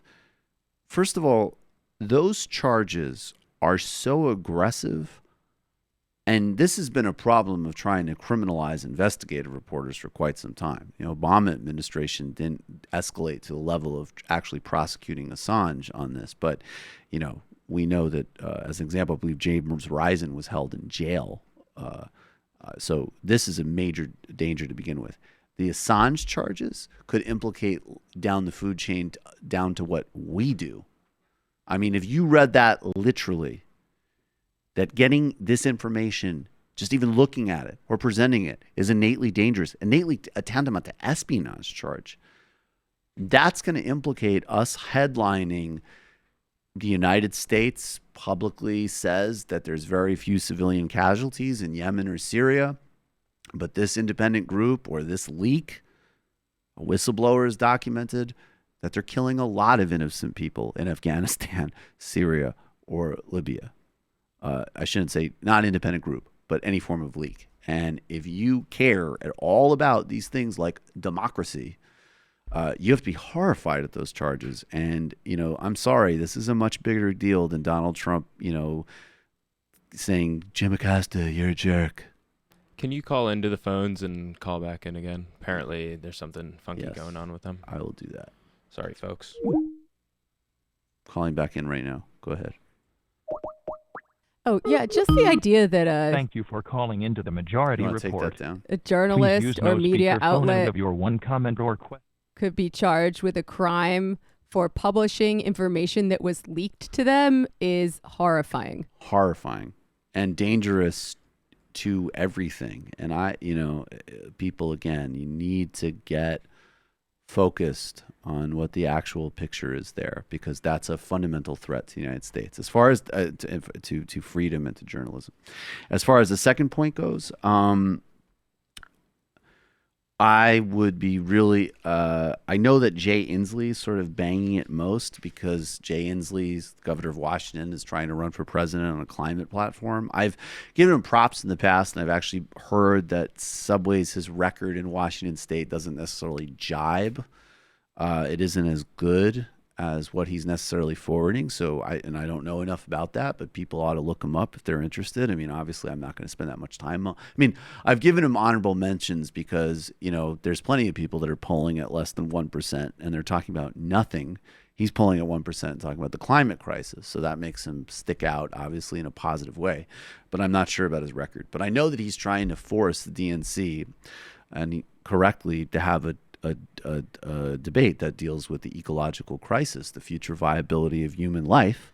And I think that if the candidates, and I'm sure it would be the candidates that we would expect, obviously Inslee and then Bernie Sanders and Elizabeth Warren, and I think probably Tulsi Gabbard, I'm not sure who else, but anybody who's trying to sort of center that, Mike Gravel, if they wanted to get together and have a conversation, a forum about the climate crisis, and maybe highlight the fact that the DNC wasn't into it, and highlight the fact that if Joe Biden or, whoever else, or Christian Gillibrand or Beto O'Rourke or Buttigieg or whoever else wasn't showing up, although actually I bet my guess would be O'Rourke and Buttigieg would show up and Cory Booker would show up as I think about it. I don't know what the rules that govern these things are, but I'm all for the idea of pressuring the DNC or independently organizing a climate forum, climate debate. There obviously should be one on that. That's somewhat of a big deal. Colin from Nebraska. Richard Wolff has a great intro and advanced Marxian economic lectures on YouTube, including using Marxian class analysis to analyze household work, for example.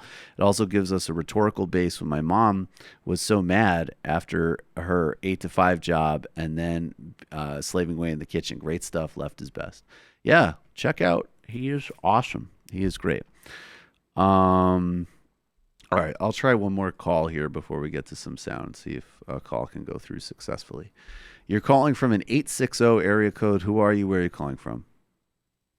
Hey, Mike. Anthony from Connecticut. Hey, Anthony. How's it going? Seems like everything's all right. Yeah, it's going good now. Cool. What's I'm on your doing mind? good. What's I the just matter? wanted to touch on the Crowder topic a little bit. Okay, go ahead. So you get a lot of the free speech, people out there, and I don't see them taking into consideration Mazza's right to free speech being violated by Crowder, right? Because I don't understand that. he was basically delegitimizing his opinions for being a homosexual from my perspective, and I would think that that has a silencing effect. Well, this is where it gets. I'm sorry. I definitely don't agree with that. I mean, we need to be in that very narrow technical sense of free speech. We need to be really specific about that.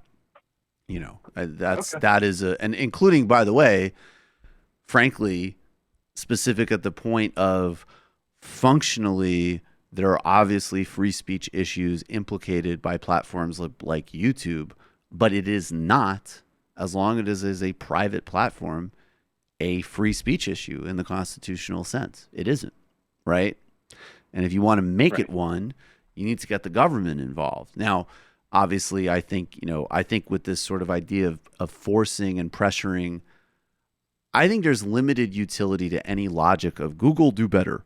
I'm very skeptical in that, which is why I support policy solutions to rein in these companies and solve these problems. But I think insofar as you're telling YouTube and Google to be better, a real clear way of saying you got to be better, that it's not just good enough. First you let a whole hate ecosystem develop, and you facilitate it with your algorithms, and you let these toxic, pernicious cultures develop on your platform. And then you get enough bad public blowback that your answer is to just willy-nilly demonetize a couple of things. And again, these things are always going to hit the left more at the end of the day because there isn't a fallback funding mechanism, right? So, we know that Ben Burgess did a Zero Books video a couple of months ago, clearly debunking a Ben Shapiro argument in favor of Israeli expansionist policies. Ben Shapiro's fans got the thing totally taken down and destroyed. And the funny thing that I do see, and again, one of the real things that we need to be very clear about was, the type of thing you're talking about, no, it's definitely not a free speech issue. It's just an issue that we need to destroy Crowder on for doing. Right? Like that's definitely not a speech issue. But at the same time, I've definitely seen and started to hear some very disturbing examples in like even in university context. And there was a good conversation on this on Zero Books of like, you know, conservatives can do this, play this game too. And they also have zero ethics, right? Like if we go on this trajectory and we don't have YouTube governed by actual journalists, you are going to see things like, you know, hey, wait a second, right-wing Mandela called Sam Jew boy. Like, you know, if you have stuff that can be weaponized by cynical people given to a corporation that has no actual commitment or accountability for what it actually is as a media platform, that is a really big problem and a really big threat. So that is why I want a big part of this conversation to center on you need to be real and recognize that you're actually a media platform, and you need actual human beings with actual journalistic experience actually adjudicating these things and having a sense of them. That's what you need to do. So you know, I do like that prescription a lot. Yeah, absolutely. And of course, F. Steven Crowder. Right. Thanks for the call. Thanks for taking my call, Mike. Appreciate it, man. Thank you. Bye-bye. You're calling from a 308 area code. Who are you? Where are you calling from? This is Kowalski, and I'm from Nebraska. Hey, Kowalski. What's going on? What's on your mind? How's the fair state of Nebraska? That actually is kind of what I wanted to talk to you about. I was kind of just curious what the mindset on the coast were about all of the devastation from the spring floods on the, I guess just the center of the country. I think because one thing I've noticed we don't know most enough about it. Sources, Sorry, go ahead. Go ahead. Sorry. One thing I've noticed about a lot of the media sources, whether or not they claim to be conservative or not, is that no one's really been talking about the fact that we just went through like a 500-year flood. That crop production is, last I checked, we were just barely breaking over half, and like we're usually 90% way through our planting by now. And I was just curious if you guys had heard much about this, or if it's not really on your guys' radar. I feel totally ashamed to say it's not on my radar. It should be. It Is comes on your up, radar, Brendan? It comes up when I go through the news every morning, but in terms of like call to action, really, unfortunately, the only things that I see people talking about are people in grain futures on Wall Street who are saying, right. "Oh shoot, well, we're gonna you want get to hear screwed." something that's actually pretty funny? Yeah, go ahead.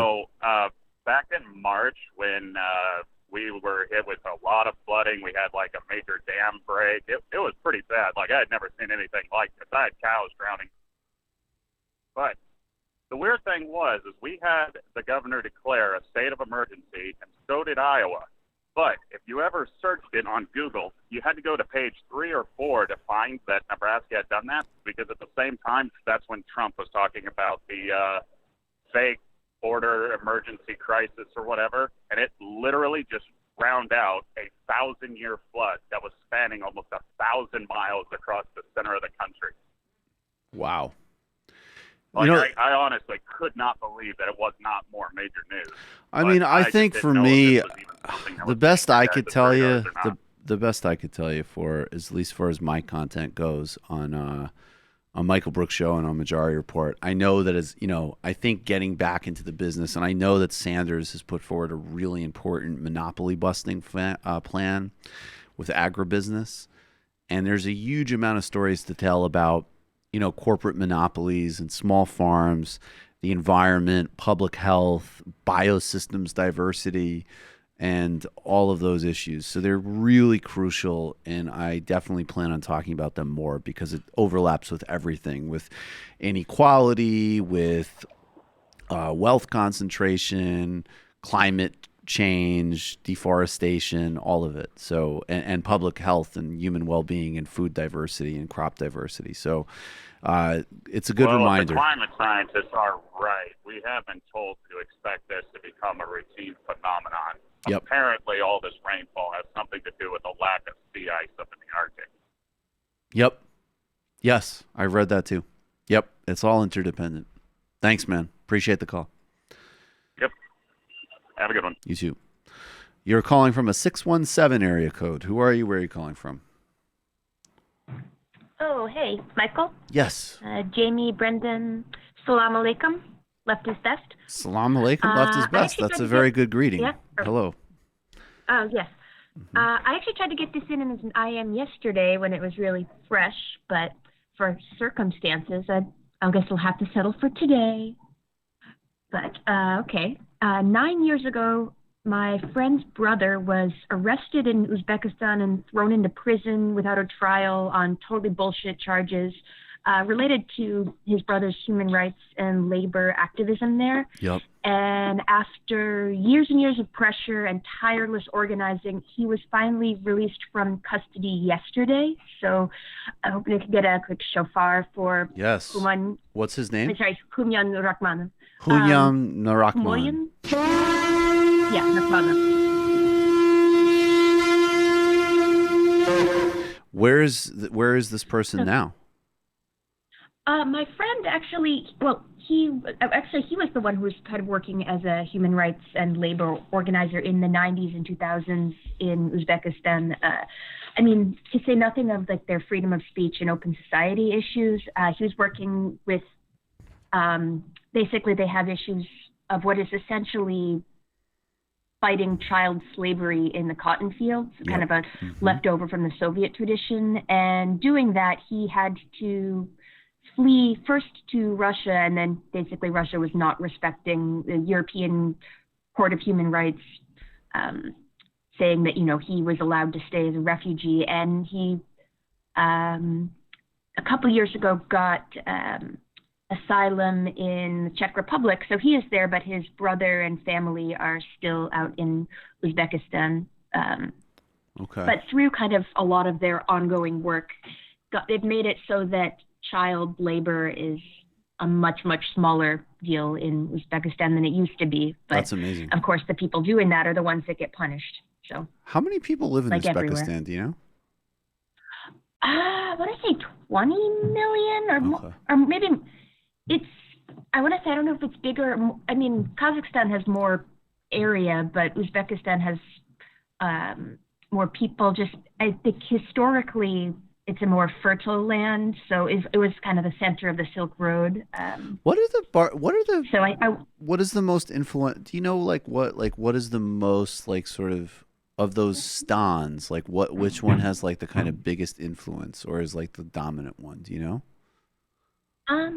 Depends on. I mean, as much as I really, really hate the Sacha Baron Cohen thing, the thing that the joke about Kazakhstan and Uzbekistan kind of duking it out for number one status or whatever, there is something to that. Again, as the biggest. I mean, because Turkmenistan is totally isolated. Even apparently they have less press freedom than North Korea now. So that's something. Yep, that is something. And I mean, and Kyrgyzstan is quite small, and Tajikistan is dirt poor. Beautiful little place, but struggling. So the other two have a variety of size and natural resources, and authoritarian leaders of various degrees of cruelty. So yeah, I would say Uzbekistan has traditionally been a bigger human rights violator, but I mean that's only by degree, I'd say. Got it. Rachel, thank you for the call. Yep. All right. Thank you. All right. Take care. All right. Let's talk about 3 different tales of abortion, views of abortion, contraception. Bernie Sanders, and this is from a report in Newsweek. How many different areas of key policy? And I'm not going to let people take this away from Bernie Sanders. It's become ridiculous. It's either somebody actually saying no, you should have supported the Reagan-backed death squads and lack of independent determination for people in Latin America in the 80s, which you should not have. And people should remind themselves that, things like opposing the Contras and having at least some understanding of why the Sandinistas come to power in the 80s was, of course, part of the left and people like Sanders, but people like Chris Dodd and John Kerry were profoundly critical of Reagan foreign policy there. In fact, Why did Iran-Contra happen? Because the Democratic Congress in the 1980s made it illegal to formally fund the Contras. That's why the Reagan administration did it with illegal arms sales and funneled the proceeds back to them. So, Bernie Sanders, right on civil rights, right on Vietnam, right on income inequality, right on the 1980s in Central America. Wrong on some things, but let's be real. There's a lot of consistency of right here. And wrong on some things, evolving on others. Here's another one he was totally right about. Newsweek. A 1972 article surfaces showing that Bernie Sanders backed abortion rights a year before Roe. Vermont Independent Senator Bernie Sanders backed abortion rights and ridiculed male-dominated legislatures governing women's bodies in a 1972 article surfaced Wednesday.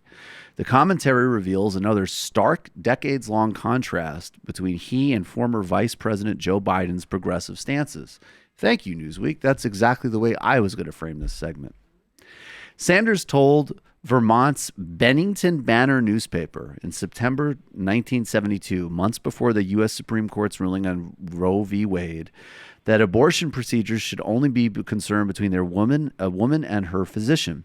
The article cites several letters the then Liberty Union candidate for governor wrote to a local newspaper calling for the abolition of all laws dealing with abortion, drugs, and sexual behavior. It strikes me as incredible that politicians think they have a right to tell women that she can or cannot do with her body, Sanders told the Bennington Banner on September 1st, 1972. This is especially true in Vermont, where we have a legislature which is almost completely dominated by men. I'll just note, because there's still this, aggressive, ludicrous propaganda campaign waged against him as somebody who, in spite of having impeccable credentials on this area specifically, if he doesn't phrase a response exactly according to the TikTok in a Chuck Todd interview, people flood him. But this is an unimpeachable commitment, not only to the right position on this issue, but even, of course, to the structural misogyny and ludicrousness of men, in fact, even having anything to say on this issue outside of women and their doctors. Now, back to Biden for a second. Back to Newsweek. Biden, who was a Democratic senator in Delaware from 1973 to 2009, stated Wednesday that he still backs the 1976 Hyde Amendment. The measure prohibits the federal use of funding for abortion except in cases of rape, incest, and when a mother's life is in danger. In 1977, when Biden voted against a measure to allow Medicaid to fund abortions for any victim of rape or incest.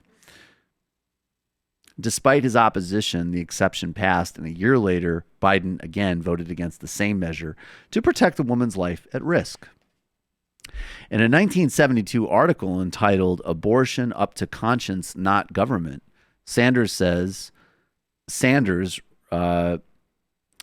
relays the Brooklyn-born Vermont politician's progressive stance that liberals would be slow to embrace for decades. Abortion, this is Sanders, is an issue which brings out deep feelings in people, and I respect the feelings of those who opposed abortion on moral grounds. I feel, however, that these people should not be allowed to impose their sense of morality or religious feelings on other people who hold a different opinion. Perfect. Exactly.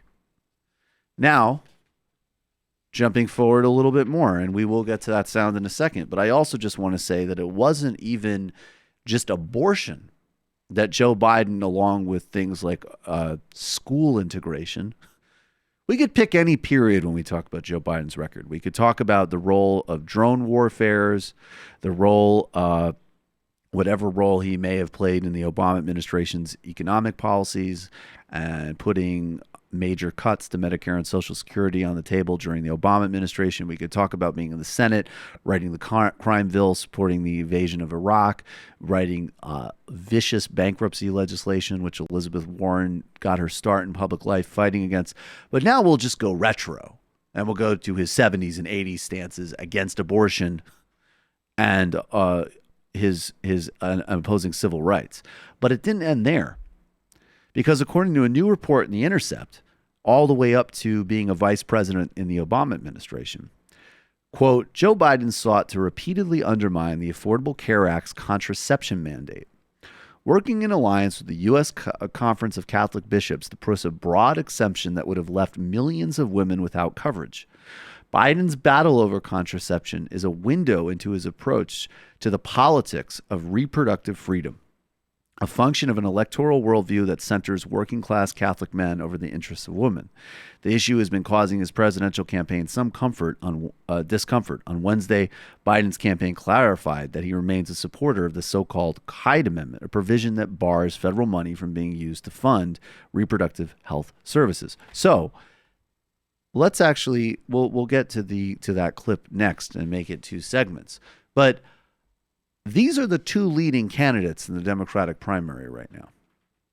One candidate who has 100% voting record every step of the way in every aspect of women's reproductive freedom and choice and sovereignty, opposes the Hyde Amendment, which is horrific in terms of its impact on poor people and totally class-based warfare politics, who wrote a column not only having the right position, but identifying the sexism of the counterposition in 1972 while presenting it respectfully, which I'm sorry, in an electoral sense, in no way in a policy sense, is still appropriate and correct.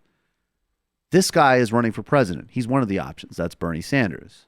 Then there's Joe Biden, who in 2019 supports the Hyde Amendment. That is incredible commitment. That is a genuine reactionary streak. That isn't even expediency. We got to give him that. And then a whole media infrastructure of people who have an irrational, bizarre hatred of Bernie Sanders and are going to say like, well, when he endorsed full abortion rights and vigorously condemned, and we're not even going to mention, and he didn't even mention, actually used his fundraising list to raise money for grassroots organizations fighting the assault on women in places like Alabama. He paused and cleared his throat before he condemned the Georgia legislation. So that proves that he's a total bro. Joe Biden's no, I mean, hey, it was the 70s, man. Sometimes you oppose busing and Medicaid exceptions for women's life being in danger. Give me a fucking break. Look, if you want to support Joe Biden, that's fine, whatever. But be real about what you're supporting and stop making up shit about Bernie Sanders. Because not only are you lying about his position now and through the 90s, we even have a freaking 1972 column before Roe v. Wade. Just give up the ghost. Stop. Yeah. I mean, I will say there is the constituency of people who were doing that to Bernie last time around don't seem to like Joe Biden very much either, right? Like there is a constituency of some of them sincere liberal women who care more about gender. That's the lens through which they view the world. A lot of the time because they have an income level such that is the primary axis along which they experience oppression. And the last time around, they really, really just wanted to have a woman in charge, which I get it. Totally, but of course. Given these 2 choices, I don't think they're going to back Biden. I think they are backing a lot of other candidates at this point in time, including Elizabeth Warren, Kamala Harris, et al. And it'll be interesting to see where they go to as more and more of these candidates drop out of the race, because Joe Biden absolutely does not appeal to these people. He's making his claims to a socially conservative constituency.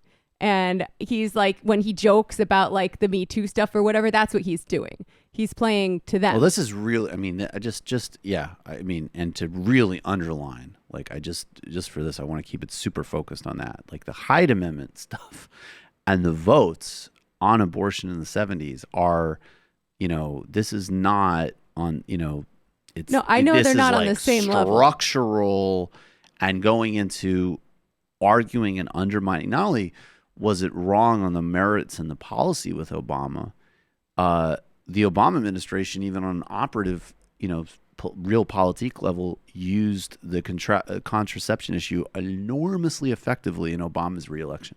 Yeah. So let's just go to this, and we'll keep going on the similar theme, Jamie. But I just want to set up a different segment a little bit because, and Jamie points this out all the time, and it's 100% correct, that abortion is obviously not just a question of either where you stand on questions of freedom or coercion or sovereignty or rights. Those are crucial questions, obviously. They're central defining questions.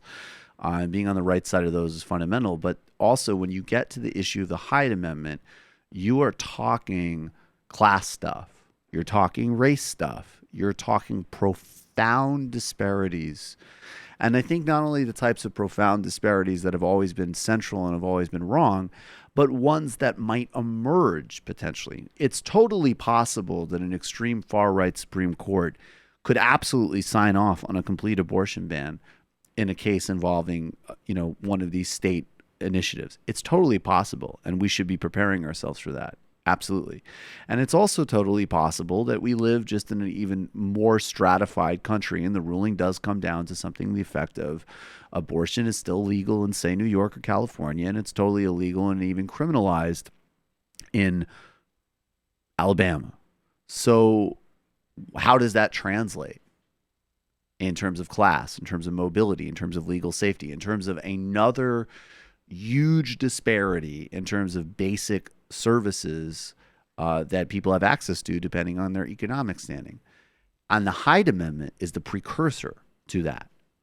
If you wrote a history of this stuff keeps going in a reactionary direction, you will identify 1974, the Hyde Amendment, 2 years after Roe v. Wade, as the tip of the spear of saying, okay, we'll retreat on it to some slight extent by criminalizing poor women for accessing health services, which incidentally we want to do across the board anyways because we want to gut all public health programs.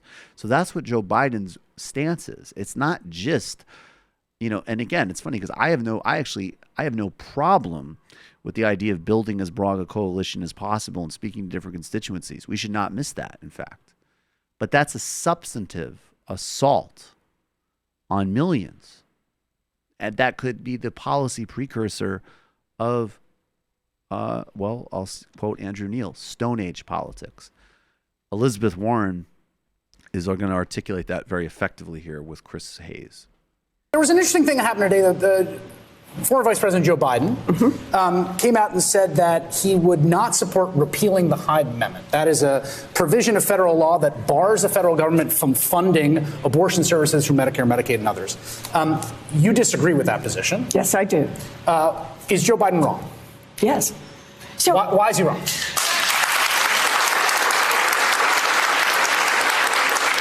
Here's how I look at this. I've lived in America where abortions were illegal. Yeah. And understand this, women still got abortions. Now, some got lucky on what happened, and some got really unlucky on what happened. But the bottom line is they were there. And under the Hyde Amendment, under every one of these efforts to try to chip away or to push back or to get rid of Roe versus Wade, understand this, women of means will still have access to abortions. Who won't will be poor women, will be working women, will be women who can't afford to take off 3 days from work, will be very young women, will be women who've been raped, will be women who have been molested by someone in their own family. We do not pass laws that take away that freedom from the women who are most vulnerable. It's absolutely right.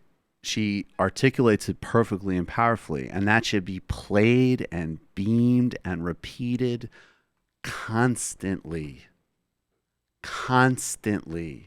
And it is the distinction between, if you want to go somewhere and say, hey, I grew up around here and I get where you're coming from and I don't necessarily represent this, different demographics and different waves of different social attitudes on a cultural level and what we're signifying to each other, that's fine. That's part of politics. But the question of women's fundamental justice and health with regards to abortion and healthcare generally is absolutely non-negotiable. And not only has Joe Biden negotiated it, he's on the wrong side of it. And she told you the exact material consequences of that. So, of course, perfectly put by Elizabeth Warren. Excellent. I don't have anything to add to that. You're calling from a 525 area code. Who are you? Where are you calling from? Oh, hi. This is Nestor. I'm calling from New Jersey. Hey, Nestor, what's on your mind? Well, I wanted three things, but two are like just really quick, so I'll just leave it for the end. Maybe pick one, Nestor, because we don't have a huge amount of time. All right. So the one I'll open with is if I can just do a like super shameless plug here. Sure, no problem. Well, then check out my essays on Marion West. Do you know who Marion West is? Who's Marion West? Nestor? Nestor? I mean, I still see him, but I don't hear him. Nestor? Hello? Hello? Hello, Nestor. Yeah, go ahead. Give your plug, because we lost you. Go ahead. Oh, yeah. No, I was just saying, like, it's an online magazine. Like, Ben Burgess has written sometimes there. Also, like, Matt McManus from Zero Books. What's the name of the magazine? I just started. What is it? Sorry? What magazine? Like an online magazine. What is it called? Marion West.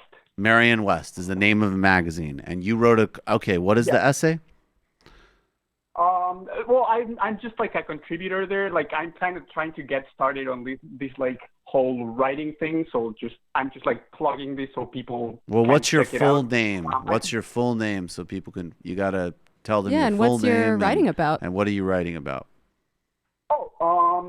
So it's Nestor, Nestor, and then my last name is DE space BUEN. Sorry, it's like a Spanish name, so like probably if I just say it, people won't. And what do you write about? No, I'm just writing. Sorry? And what do you write about? Oh, so I'm kind of like one of the leftist contributors. I've written about nationalism, like the intellectual dark web. Great. Like perspectives on the founding fathers and like republicanism. Like I just started, like, but you know, I hope I'll keep. That's doing great. All right, so Marion West, people check it out. Thanks for the call, man. Appreciate it. Oh wait, no. All right, sure. No, yeah, just real one thing, real quick, very quick. Well, okay. So like the other thing I wanted to talk about was no, you know, it's gonna be too long because it's about Quillette. Okay, thanks for the call. Well, call in call in, and you can call in on a Thursday if you want to talk specifically with me about it. Thanks for the call. All right, cool. Yeah. In the Sudan, I get it, but like, just if it helps, write a few notes for yourself so you're not so flustered and there's nothing to be nervous about. I know people get nervous. All right, but there really is nothing. I want to talk about Sudan. So this movement in Sudan has been going on for almost a year, and it was sparked by a massive increase in bread prices and other cuts. It's an austerity protest movement. Began as such. Milton and I went in depth on this, along with what's happening in Uganda on TMBS on Tuesday, and that will be clipped on the Michael Brooks Show YouTube channel. And also, we've done other segments on Sudan as well. The big things to remember contextually are it's anti-austerity. Omar al-Bashir, who's ran Sudan since 1989, was finally dislodged. This guy was a major liberal cause celeb when he was committing crimes in Darfur almost 10 years ago. And of course, all the human rights activism here, obviously it didn't understand all of the geopolitical complexities, but it was right in the broad definition that, of course, Omar al-Bashir was absolutely a gangster and a thug and a war criminal and so on. It is astonishing the profound lack of interest until quite recently of a incredibly resourceful, smart, brilliant bottom-up Sudanese movement that mobilized in some of the very creative ways that Brian Mier was talking about, in terms of people's councils, in terms of youth movements, in terms of the traditional labor unions and professional classes in Sudan. And That's one note. The other note is Omar al-Bashir has actually sort of brought himself back into the international system somewhat by being quite helpful in blocking people from migrating to Europe, as an example, and cooperating in his own authoritarian way with the authoritarian wave in the Western countries. So there's always that relationship between capital and between the West. And the third thing, as we've learned from Egypt, it's never just the figurehead, it's the system that they've put into place, from their crony capitalist networks, the military, and also gangs and paramilitaries that are subcontracted to do the dirty work. So the Sudanese have stayed out in force because this military transition council they knew was not what they wanted. They want actual change. They want a removal of autocratic leadership and the old ineffective official opposition parties. And now the crackdown has started. And it is so ruthless and murderous. People are getting shot. People are getting murdered. Then the gangs and military that are killing them are blocking the roads to the hospitals. So people bleed out. So people can't have their injuries treated. The Janjaweed, which were the group that was a household name, maybe not quite a household name, but a George Clooney name when they were in Darfur committing murder, they're part of what has been unleashed in Khartoum to prop the military. So that's the context. This clip on Amy Goodman on Democracy Now! Is with a Sudanese activist, Marine Al-Nil. That's at Marine Al-Nil, MarineAlneel. Follow her on Twitter. And here she is explaining the state of the protests with Amy Goodman on Democracy Now! Can you talk about the numbers of people who've been killed, why people are sitting in, and who did the killing? The numbers saying that it's more than 100 is actually a gross underestimation because still the sit-in is not a safe area. It is difficult to go and find the dead bodies of the protesters that may still be there. There are also news of people being still stuck in buildings within the sit-in area. They cannot leave because the streets are full of rapid support forces. This is the forces that have attacked the sit-in and are still terrorizing Khartoum. Khartoum is, for all intents and purposes, currently under military occupation by the Rapid Support Forces, previously known as the Janjaweed, under Hemeti's leadership. And he is still calling for attacking the people who are barricading the streets around Khartoum. He is saying that they will pay the price. Many believe that when Hemeti says paying the price, he is only talking about killing, and there's a indiscriminate... And explain who he is. Hemeti is the leader of the Rapid Support Forces. He is currently the vice president of the military council, and he's the person who's leading all of the attacks that are happening, that have happened at the sit-in and are happening around Khartoum. In a significant step, the African Union has suspended Sudan over the violence against protesters. Donald Trump is on the road, and I don't know the extent to which how stupid Donald Trump is in some ways matters. And obviously in other ways, he actually has a great, cynical, horrific, intuitive grasp of how to be, an authoritarian public entertainer or a clown fascist. But, he also doesn't know shit about shit. And sometimes his profound ignorance is funny. Other times it's a lesson in important area. So Brexit, of the many disasters emanating from Brexit, could undermine the Good Friday Peace Accords, which have, in all of their imperfections, kept peace in Northern Ireland for decades. Since 1997, I believe, was the deal of the Accords.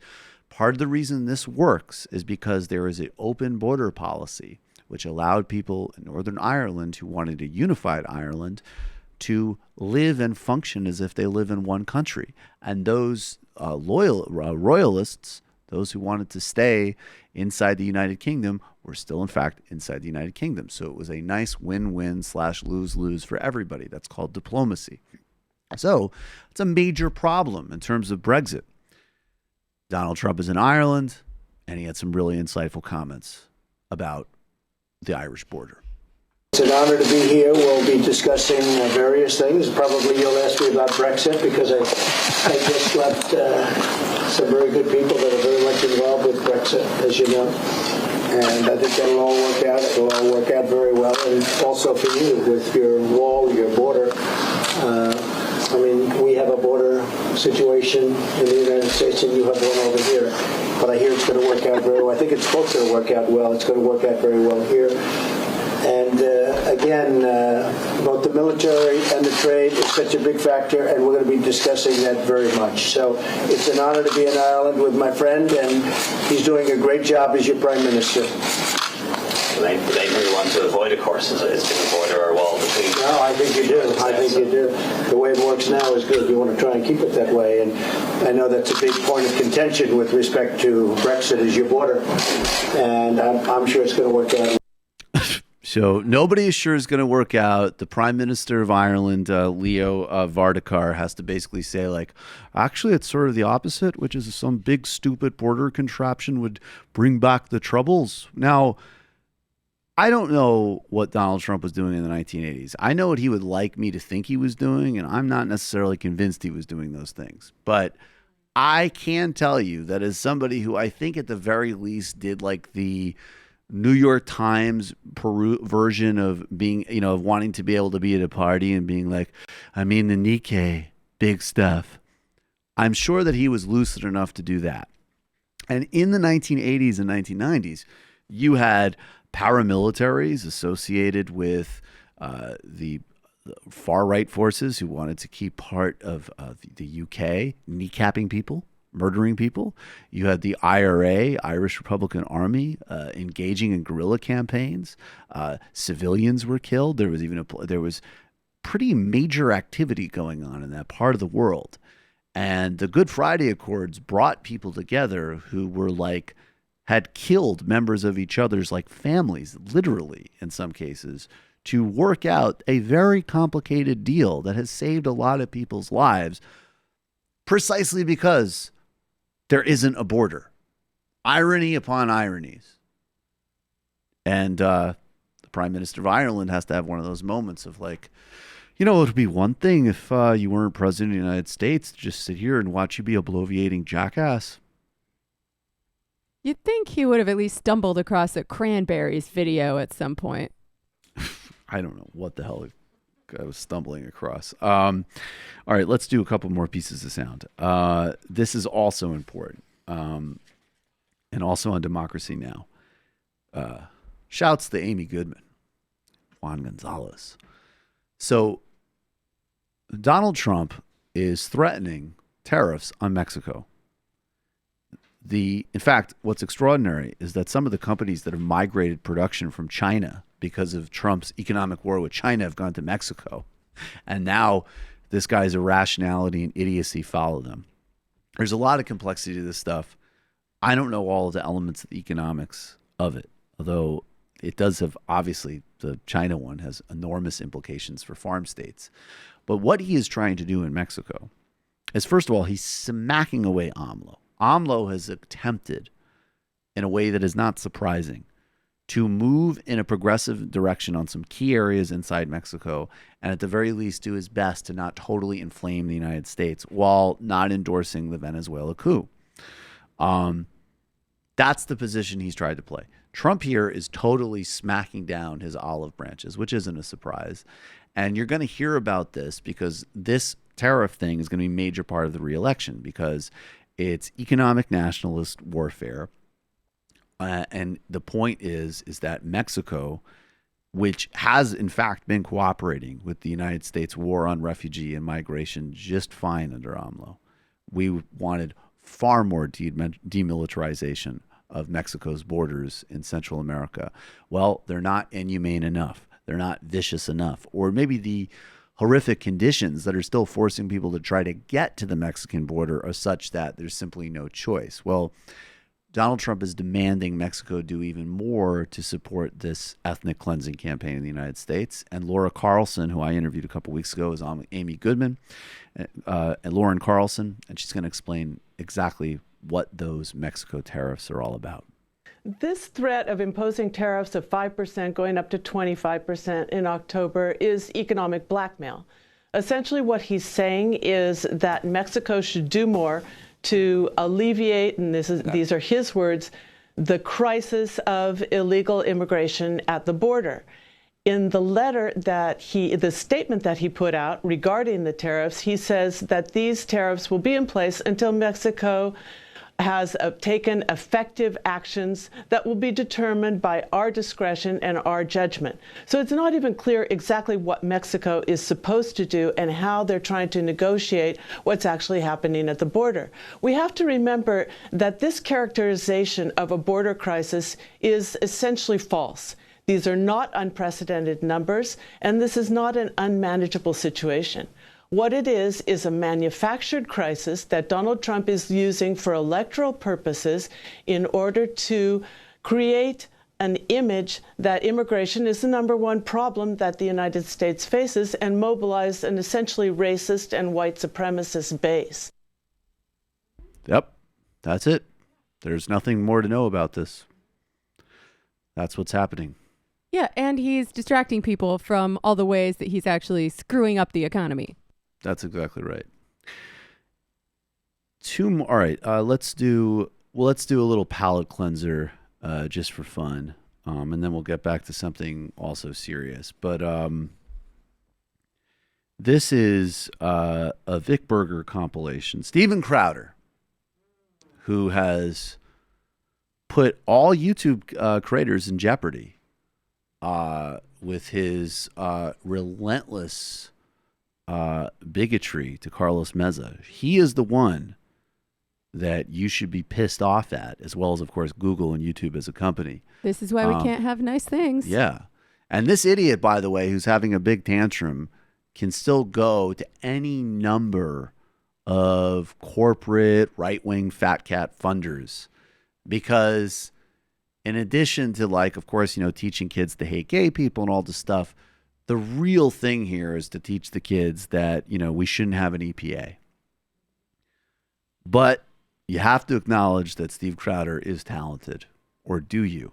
This is Vic Berger with one of the most uncomfortable compilations I've ever seen in my life. All I can tell you is Steve Crowder's CPAC and rap. Are you ready to get your values on? I said, are you ready to get your values on? Global warming. We had a different word for it as a kid. A nice day. One more thing. Oh, excuse me. Sorry. Stand up. Right next to your junk. I wrote a column on the benefits and virtues of abstinence. Remember that? Yeah. Oh, abstinent, gay. Pink shirt, homo. If two dudes want to shack up, call themselves a family, I don't care. Not to mention if it is a real phobia, how do you get over? Is it like spiders? When I was a kid, I had to touch one. Oh, that's creepy. Therapist, okay, Carl, now touch this Richard Simmons Dancing to the Oldies Volume 4. I can't! He wasn't going to come out with me this morning. He had a good time last night. Call it reaching across the aisle. Enjoy your intolerance. I feel like we should be demonetized for playing that. I'm sorry. So this is the great, I'm sorry, this is overdone at this point, but the right is getting good at comedy. And the left should be scared. It's not bad. That moron is jeopardizing your YouTube monetization.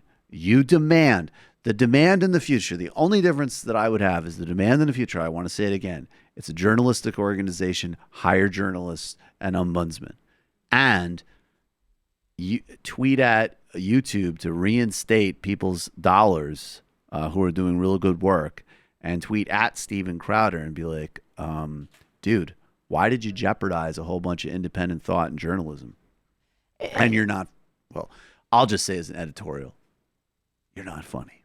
It really Jesus just Christ. shows the degree to which we do not live in a meritocracy when a guy like that can be propped up by millions of dollars in Coke money. I don't know all of his shady funders. I don't know his funders, money, but he's got them. Yeah, I have no doubt. And have that many. It's not cool, man. It's not.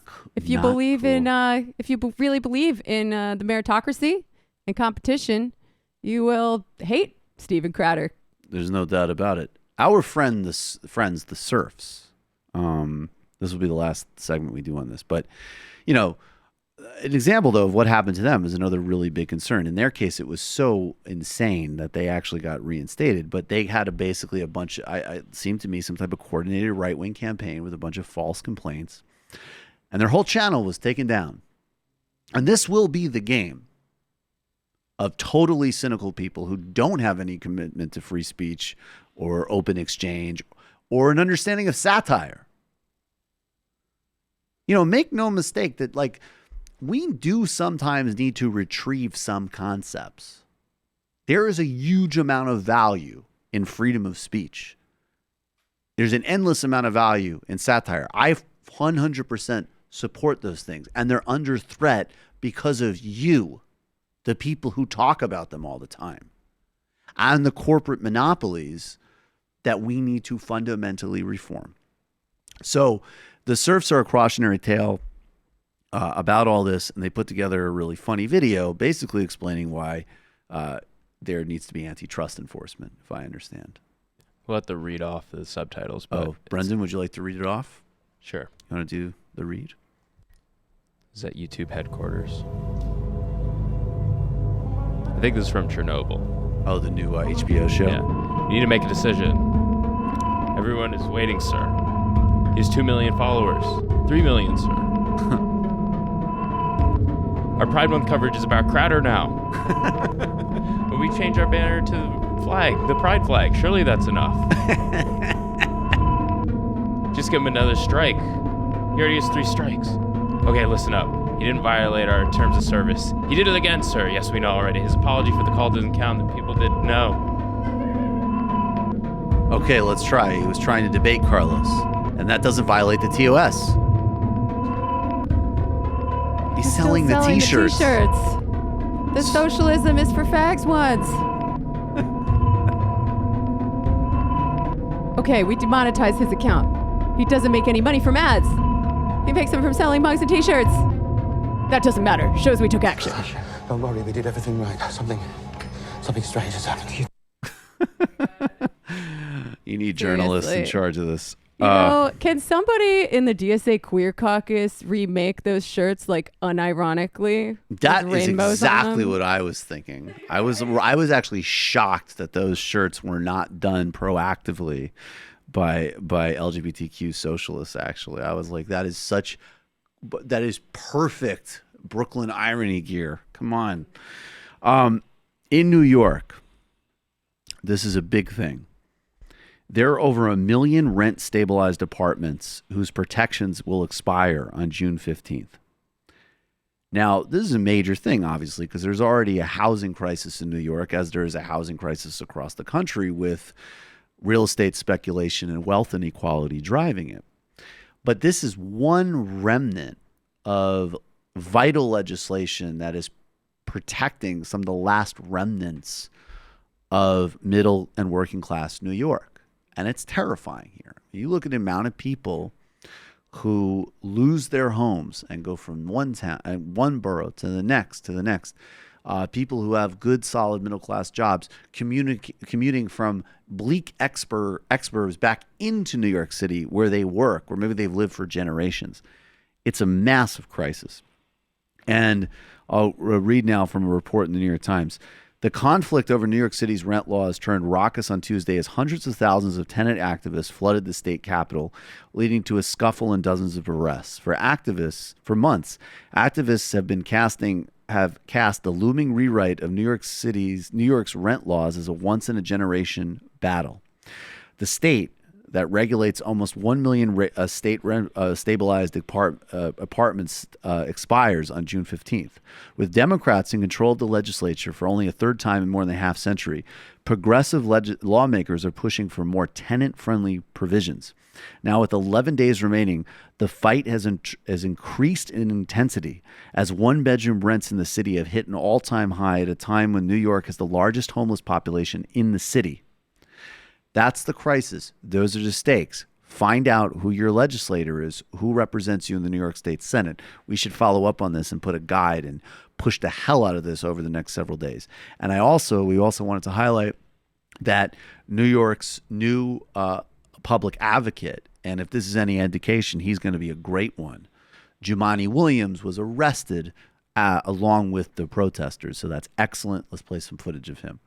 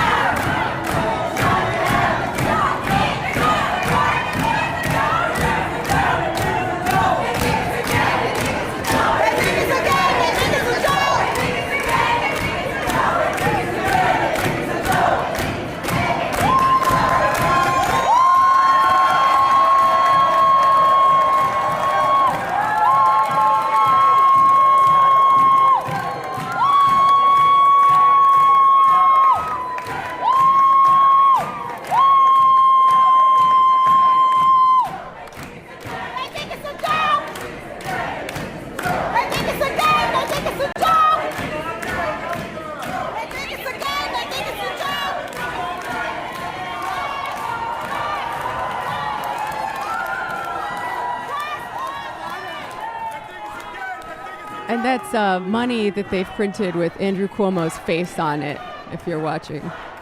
Andrew Cuomo is Andrew Cuomo, I believe, is supporting Joe Biden, one of the worst politicians in the country, one of the most harmful to working people.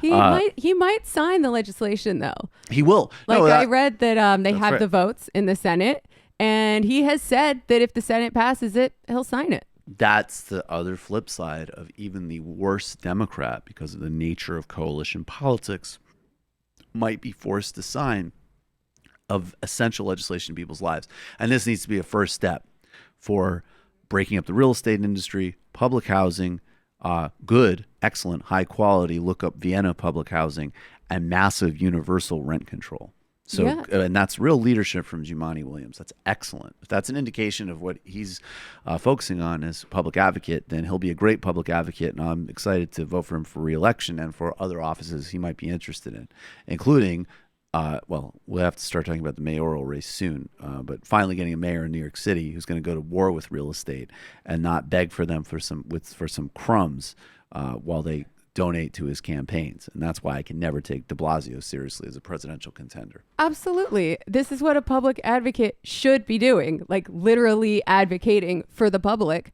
And I got to give a little shout out to the state senator from my district, Julia Salazar, because her just cause eviction bill is probably the most radical in this whole raft of legislation that, taken together, is being referred to as universal rent control.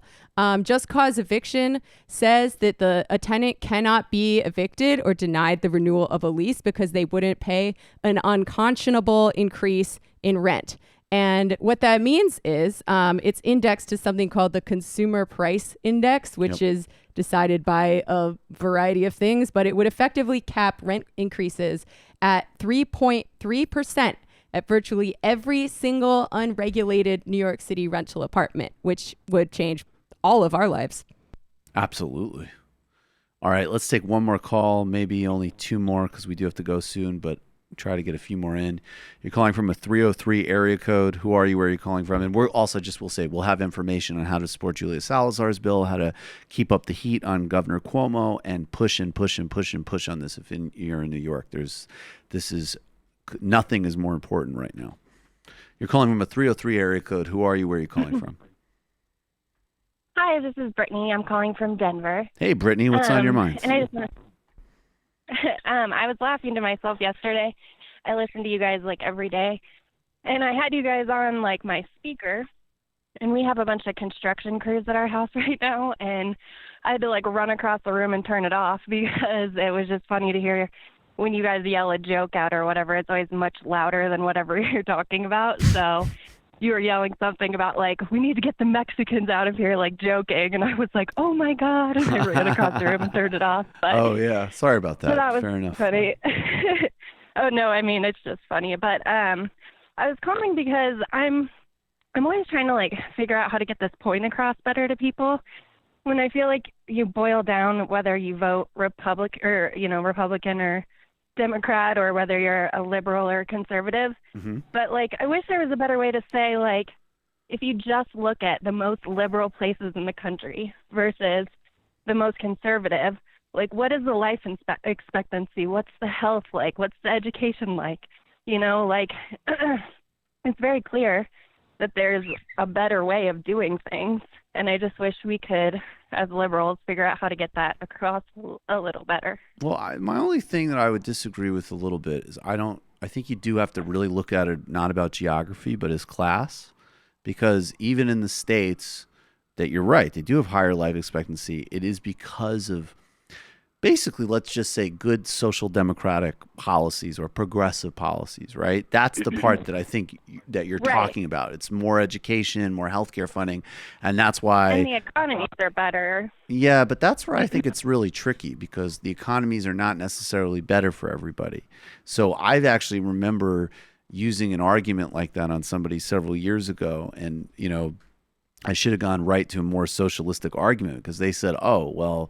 Bullshit, because like they were a driver and they were like, I used to live in New York and sure, but I didn't qualify for any of those programs, or when I did, they didn't cover enough. And then I moved to Texas where I was able to buy my family a house for like no money, relative to New York. I couldn't even afford rent there, but now I could get a full home here with a yard and it's by a park. And, the cost of living is way lower. So I think you got to really be like, why would you vote for anybody, Republican or Democrat, frankly? Not when, I always say, obviously, if it's a terrible Democrat against a Republican, vote for the Democrat, 100%. I'm not doing that silly game. But it isn't just a question of Democrat and Republican. We know that because there's plenty of Democrats who have been incredibly harmful for people's interests. So I think it's better to say, do you support policies and ideas and people that are going to increase your life expectancy or no? And, maybe you could use any number of examples. You could use examples from states. You could use examples from other countries. But it's also, I've had it thrown on me like, hey, California is the big liberal paradise and has a huge amount of homelessness. And it's like, yeah, I don't support those policy sets. If I was in California, I would be doing the state income taxes on those Silicon Valley companies. Are you kidding me? They would probably would have hit out on me. Right. So it's different. Well, and that's just kind of the nature of a big liberal area, a big metro area. No, it's not. It's going to have homeless issues. No, it's not. It doesn't have to. We could take care. Look at a place like Vienna. We could absolutely proactively make it so that there isn't a homelessness crisis. There's nothing natural about it. The resources exist. Yeah, it's all just a question of how we use them.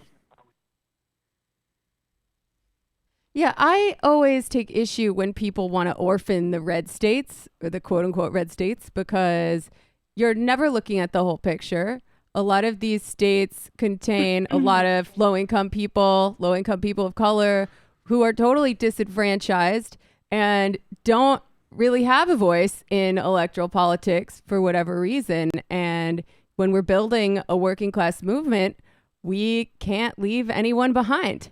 There's a great piece, Brittany, I would check it out, by Bill Fletcher Jr. He wrote for The Jacobin in 2014 about how the left can't give up on the South, which because primarily his tradition is both on the tool of labor organizing there and obviously also civil rights.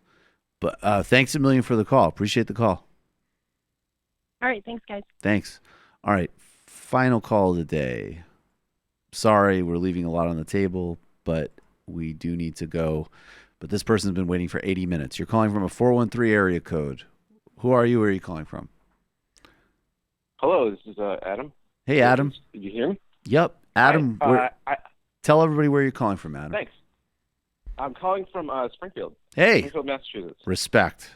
Thank you. I'm just calling. I want to talk about Department of Energy in Massachusetts is proposing rule changes to allow biomass power plants to be classified as renewable energy and have access to the subsidies for renewable energy as part of the state green energy program. Mm-hmm. There was a hearing about it yesterday that I attended, and I learned some information. Basically, it's renewable because you can grow back trees, but for the first 100 years of operation, biomass is more releases more carbon than coal. So it's actually extremely harmful to the environment. And in addition, releases particulate matter into the atmosphere. We're running a little tight on time. So do you want to tell anybody like what they could do in terms of, because it's a big thing to fight in Massachusetts. No problem. It's really important. All right. So tomorrow, Friday at 5 p.m. is the deadline for submitting public comment to the Department of Energy in Massachusetts. You can email them at gore.rps@mass.gov, and you can tell them that you oppose including biomass as a renewable energy and eligible for subsidies, and in general that you oppose biomass power plants. Awesome. Thanks a million for the call, man. Take care. Thank you very much for taking it. Thanks, man. Adam from Springfield. Thank you, sir. Okay, we're going to take a few IMs and then go because I have an appointment at 3. And also I should say I made a mistake. Get your tickets to the TMBS live show August 24th in Chicago. I should have mentioned that earlier. Link on the website. Excellent Marshall Project reports ballot initiatives led to police reform in Washington State. New training will include implicit and explicit bias patrol tactics, history of race, policing, de-escalation, mental health training, and administering first aid to people after using deadly force. Resigned Central Park 5 prosecutor continues to lie. See Newsweek article. I emailed you with direct contact to Youssef Salim, one of the Central Park 5, if you want for an interview. He travels and speaks about criminal justice reform, racism, their experience. Told him about MR, and he's agreeable. All right, yeah, we'll try to follow up on that. I'll see about Sam. I'm preparing an illicit history on Trump and the Central Park 5, which is gross. Okay. Have you guys heard of the Australian government raiding multiple news agencies because they're reporting that special forces were killing Afghan civilians? For all of the idiots defending Crowder, perhaps they're actual threats to speech as opposed to a guy targeted for a person with homophobic slurs. Well, that is absolutely true. And it's also true, though, that then be agitating against the Assange case, because that's exactly right. Rob from Austin, glad to see Michael's recovered from taking in all those high-level important ideas. Oh, I definitely have not. Okay, final IM of the day goes to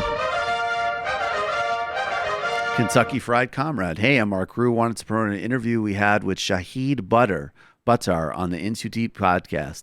Shahid is challenging Nancy Pelosi for Congress in California's 12th district. He's an incredibly awesome, interesting guy. Let's just say the term general strike was dropped during the interview, left his best. Shahid is awesome. We started following one another on Twitter, and he looks like great, like not only a great candidate willing to take on doing something like challenging Nancy Pelosi, and obviously you should support his campaign, but somebody who's both been doing a ton of stuff for a long time before as a lawyer and activist and will continue to do, whether he defeats her and gets elected to Congress or just moving on out of it. All right, folks. Thanks, everybody. We're back here tomorrow. It might take all the strength I got to get to where I want, but I know somehow I'm gonna get there. I wasn't looking when I just got caught between the truth and the lie bar. But finding out won't make me feel any better. Yeah, I know the clock is ticking, but the meds are gonna kick in, and my pilot light shining bright. I guess somewhere the choice was made for the option where you don't get paid, for the road that bends before it finally breaks you. I guess somehow I lost my drive